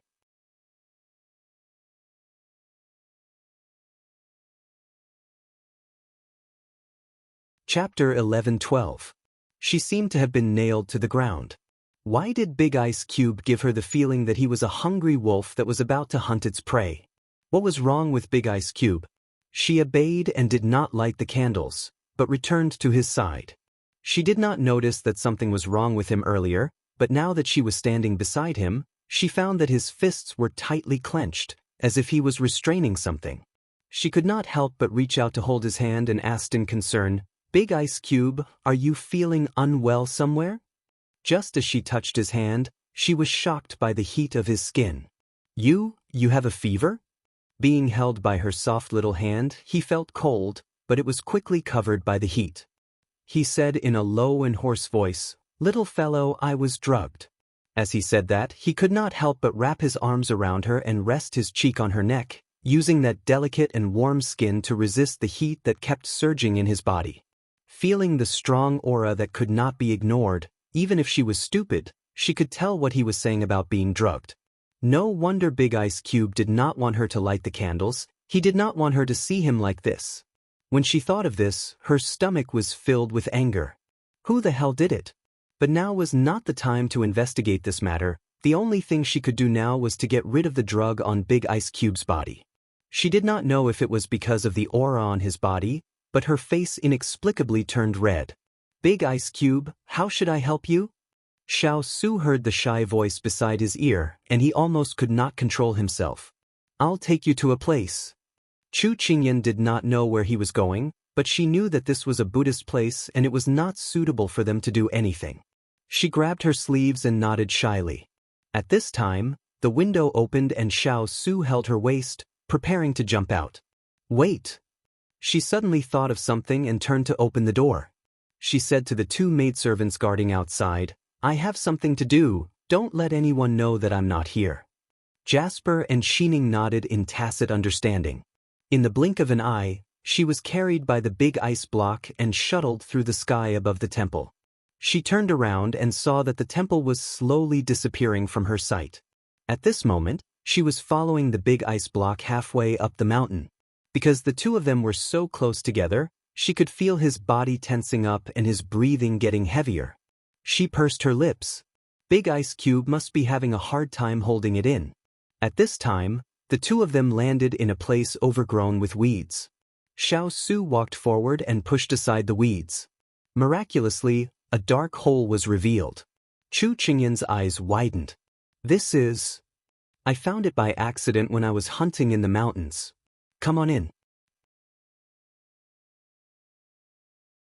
As he spoke, Xiao Su lit a match, illuminating the path in the cave in an instant. She nodded and followed him. It was at this moment that she saw the redness on Big Ice Cube's face. Under the light, it was even more obvious. She gritted her teeth and made up her mind. After walking for a while, a pair of soft and boneless hands suddenly wrapped around his waist. They were like vines, but the vines didn't have any warmth and weren't as delicate. Because he was drugged, his senses were very sensitive. He could clearly feel that soft skin through her thin clothes. He lowered his head to look at the fair and tender hands and said with difficulty, "Ian, what are you doing?" Just as he finished speaking, she was already pressed against his back. The softness of her chest and his cold and hard back made him unable to see clearly. He could only feel that his body was being wrapped around. It was as if something had wormed its way into his heart. It was itchy and numb, making him want to turn around and ruthlessly squeeze the person behind him into his body. Big Ice Cube, I see that you're having a hard time holding it in. My heart aches for you. Chu Qingyan buried her head in his back and said this softly and slowly. Unknowingly, she was already being honest with him and was willing to give herself to him. What was more irresistible than having one's sweetheart take the initiative? Words entered his ears and tormented his mind. His heart wavered. He held her wrist with one hand and prepared to turn around and embrace her. A gust of wind blew in and the damp air made him sober up in an instant. He saw the scenery in front of him clearly. The cave was filled with strange rocks and there wasn't even a decent bed. How could he take her in a place like this? It wasn't fair to the little fellow. He took a deep breath and resolutely pushed her away. While she was still in a daze, he stuffed the fire starter into her hand and left like the wind towards the depths of the cave. Chu Qingyan blinked as she looked at the empty cave and then looked at the fire starter in her hand. She was in disbelief. She was rejected by Big Ice Cube again? Was she such a failure? She didn't have any charm at all? She scared Big Ice Cube so much that he ran away? She stomped her feet in anger. She was so worried about him. Next time, no matter what he said, she would definitely pounce on him. This baby was so angry. Although she was angry, she still walked towards the depths of the cave. After walking for a while, the view in front of her gradually widened. When she came out of the narrow walkway, she saw a huge pool. To be more precise, it should be a huge cold pool. Because the temperature here was very low, the surface of the pool was emitting cold air. The person she had been looking for a long time was soaking in the pool with his eyes closed. When he heard her footsteps, he opened his eyes and said to her in a hoarse voice, "Find a place to sit." Chu Qingyan was currently in a fit of anger. She didn't care what he said and walked towards the pool. She reached out her hand to touch the water and was caught off guard. She immediately withdrew her hand and looked up to see Big Ice Cube's teasing face. She thought of the scene in the walkway and felt very embarrassed. "Did you already plan to come here to soak in the water?" Hearing her emotional words, Xiao Su thought about how to explain it so that she wouldn't be angry. "I felt that the medicine in my body couldn't be suppressed by internal energy. Otherwise, the rebound would be even more serious. So normal water wouldn't be able to suppress it. So I thought of the pool here." Chu Qingyan snorted, "Then you must have been laughing at me just now." "Silly, why would I laugh at you?" Xiao Su looked at her dotingly. She still wanted to say something, but when she saw the undisguised affection in his eyes, the dark clouds in her heart dissipated. Then why didn't you cure the poison first before coming to find me? Isn't it bad for your body to endure it like this? She was very puzzled. Xiao Su looked at her deeply. Because I missed you. When I came to this mountain, I thought that you were here, so I couldn't suppress my longing. That's why I'm willing to endure more torture just to see you. These blunt words of love completely made up for her heart. She was happy in her heart, but her face was hot and she was a little helpless. In the end, she stood up. I'll go find some firewood to dry your clothes first. After saying that, she ran away. Xiao Su looked at her back and slowly curled the corners of his mouth.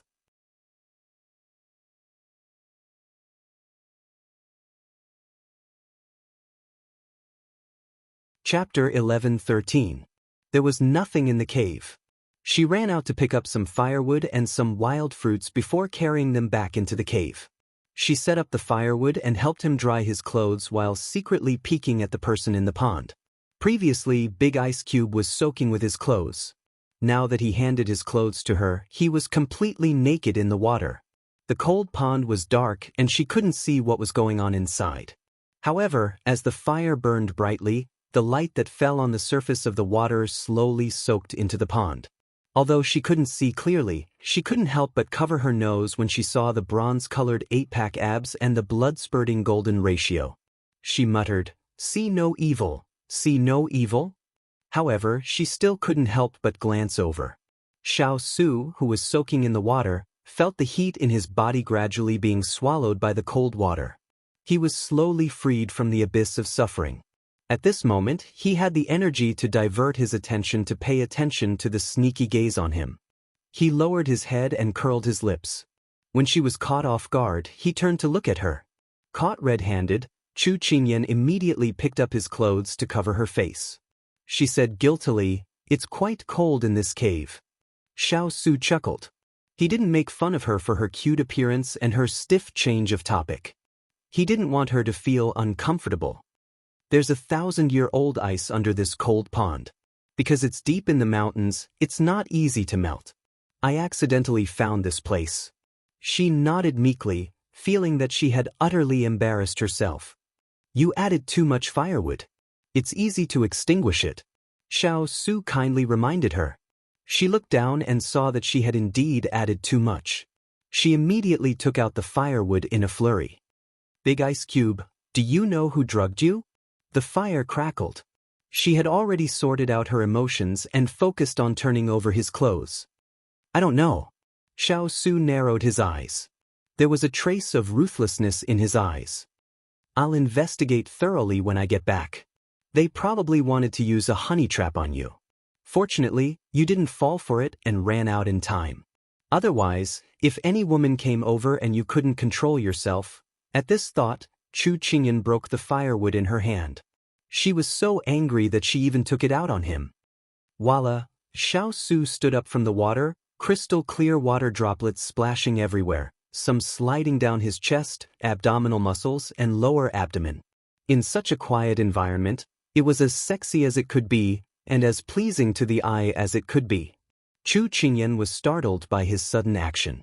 Her attention was attracted by his figure, but she quickly covered her eyes and shouted, "Your clothes are done drying. Quickly put them on." Xiao Su looked at her panicked look and felt very funny. Her mind was filled with the scene she had just seen. At this moment, she held her breath and pricked up her ears. She heard the sound of the water rippling, and then the sound of the shore. A strong aura pressed against her face, followed by the sound of clothes sliding across her skin. She swallowed her saliva and asked, "Are you done?" No one answered. She secretly opened her eyes and met a pair of black and white eyes. They were almost touching.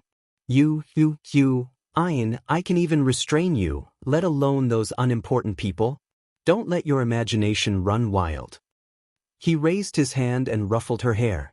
Then, under her stunned gaze, he contentedly tied his belt and tidied up his clothes.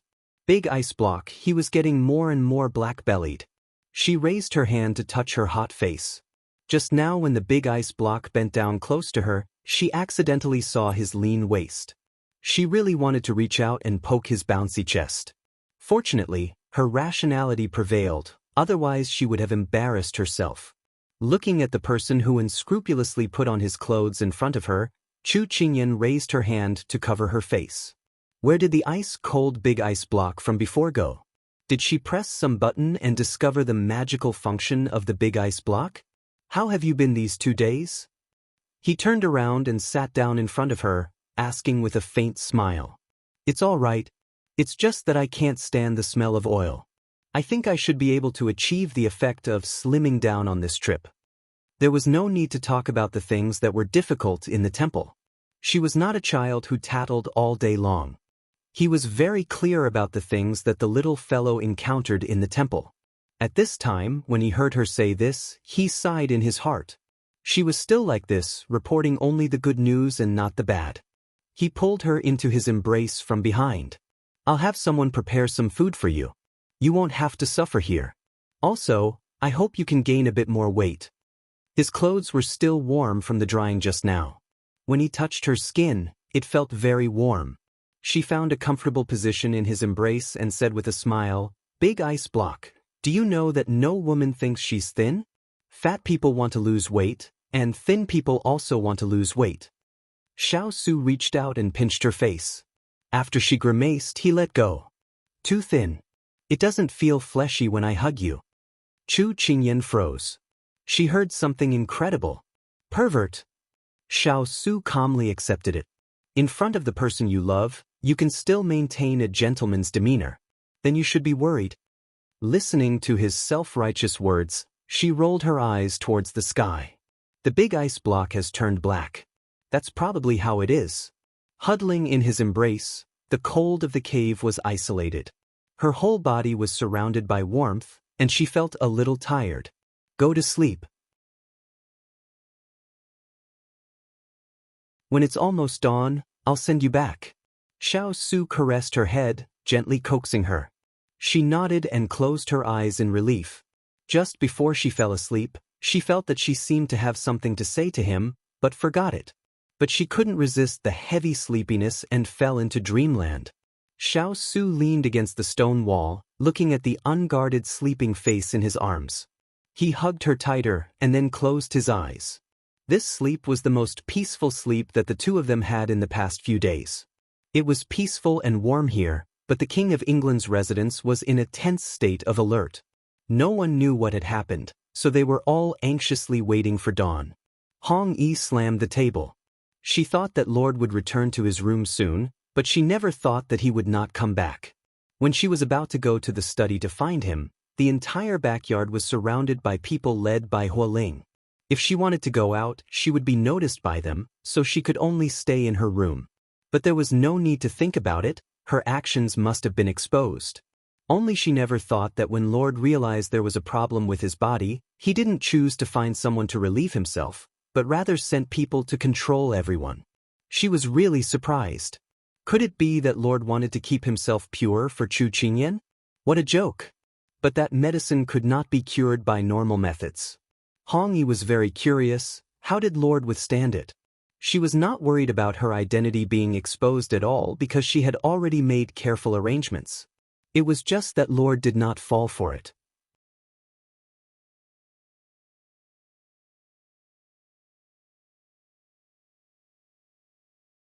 Chapter 11:14.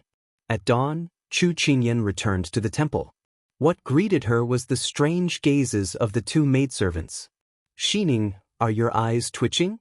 Xining snorted. Master, where did you and His Highness go? Chu Qingyan raised her eyebrows. When did this maidservant become so bold? She raised her hand and pinched her nose. Stop talking nonsense. This miss is going to do her morning class. Xining rubbed her nose and stuck out her tongue at her master's graceful back.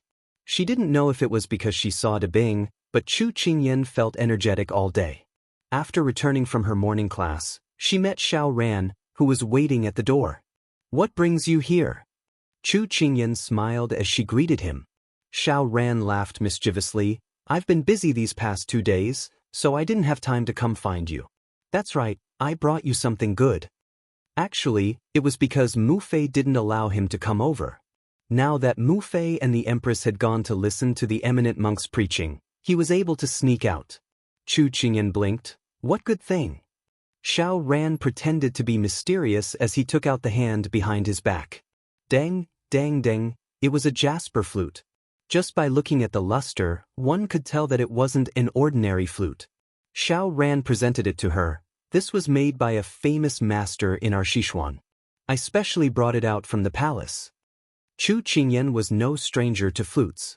In the past few years, other than weapons, she had come into contact with various musical instruments in Lian City. The reason was simple. It was because her family's Debing was very good at all musical instruments. She also wanted to learn a little so that when she fought in the Jianghu, she could play the zither and flute with Debing for the rest of her life. Her memories were interrupted by Xiao Ran as he excitedly said, "Qingyan, let's find a place and I'll play it for you. How about it?"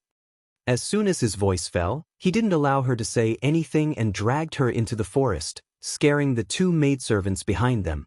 Chu Qingyan originally wanted to refuse him, but when she saw the expectant look on his face, she couldn't bear to say it. She asked him to let go of her, and then she followed him into the bamboo forest. After confirming that no one could hear them, the two of them stood still. Xiao Ran held the flute, his palms sweating. "Qingyan, my teacher said that I'm very talented in music. Let me play a song for you." Chu Qingyan thought the nervousness in his voice was because he was too embarrassed to play in public, so she encouraged him, "Relax, I won't laugh at you if you don't play well." Xiao Ran simply couldn't hear what she was saying. After taking a deep breath, he placed the flute horizontally to his lips. After the first note, the rest was much smoother. The crisp and graceful sound of a flute rang out in the forest. Chu Qingyan leaned against the bamboo, squinting her eyes to admire it. It had to be said that this brat's playing was really good, but compared to the Big Ice Cube, he was still lacking. Compared to the Big Ice Cube's playful nature, looking at Xiao Ran's appearance, he should have received professional training. Even an amateur was better than a professional. It was simply infuriating. At this time, Xiao Ran was playing the flute, while carefully sneaking glances at the person in front of him. When she looked over, he immediately looked straight ahead. Chu Qingyan found his small actions funny. Since he was so sincere in inviting her to listen to the song, then she shouldn't disappoint his good intentions. But why did this song feel more and more wrong the more she listened to it? Phoenix courting Phoenix? Her body stiffened. She hadn't been listening carefully before, but now she found that the more she listened, the more certain she was. Feeling the emotions in her eyes, Xiao Ran's face turned slightly red. She could hear it? There is a beauty that I can't forget. Not seeing her for a day, I miss her like crazy. The phoenix soars, seeking the phoenix from all over the world. But the beauty is not at the east wall. Playing the zither to replace the words, talking about the heart. When I see Su Shi comforting me, willing to match her virtue hand in hand. Not being able to fly, causing me to fall. The crisp sound of the flute drifted in the green bamboo forest. It should have been a pleasant thing to listen to, but for Chu Qingyan, it was undoubtedly a shocking thunderbolt. Why didn't he play other songs, but this one? Her mind suddenly remembered the words that the person in the sleeve said to her before leaving. Could it be? Chu Qingyan's eyes widened in disbelief as she thought about what he had just done. It couldn't be. At this time, Xiao Ran didn't know what Chu Qingyan was thinking because she was purely moved by him, so she played the flute even more attentively. The phoenix returns to its hometown, roaming the four seas to seek the phoenix. Without meeting the phoenix, without a general, how can I comprehend today's rising hall? With a beautiful lady in the boudoir, the people in the room are poisonous to my heart. Our necks are crossed like mandarin ducks, the two of us fly together. The phoenix comes from my perch, getting the fruit to be my concubine forever. Friendship is harmonious. Who knows the person in the middle of the night? Both of my wings flipped over and flew high, without feeling the sorrow of my thoughts. Chu Qingyan couldn't stand still. She really wanted to find a place to hide right now. But she was afraid that it would hurt his self-esteem, so she hesitated. Unknowingly, the song was finished, but she didn't listen to the last part. Xiao Ran put down the flute and stood in front of her. He lowered his head and unnaturally asked in a soft voice, "Is it good?" In these 4 years, he grew up very quickly. He was now a head taller than her. When she wanted to listen to him, she had to look up at him. She only noticed this gap now. "It's good," she stammered. With Qing Yan's affirmation, his eyes instantly lit up. He took a deep breath and then took a step forward to get closer to her. "Then what do you think of the song I played?" His approach made her involuntarily take a step back. The safe distance between strangers should be 3 steps, friends should be 2 steps, and only intimate lovers should be 1 step. Just now, Xiao Ran had already broken the distance between friends, which made her subconsciously want to avoid him.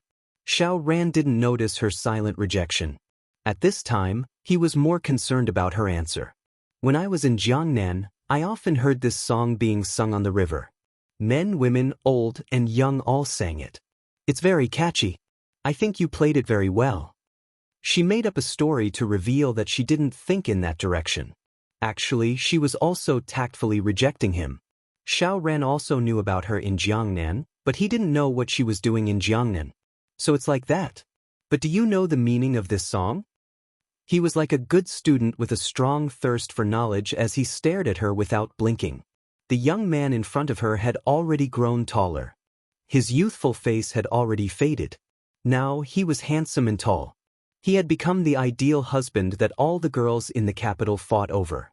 Why was her impression of him still stuck in the past? Was it because of this that he had misunderstood? Her mind was like a pile of paste at this time. Being confessed to by a good friend, what was going on? You're tuning in to the Passion Pages YouTube channel. We're so grateful for your support, and don't forget to subscribe to join us on this incredible journey through captivating stories. Your generosity through donations truly makes a world of difference, as it's the primary source of revenue that allows me to expand and enhance this channel for you. Thank you from the bottom of my heart for being a part of this adventure.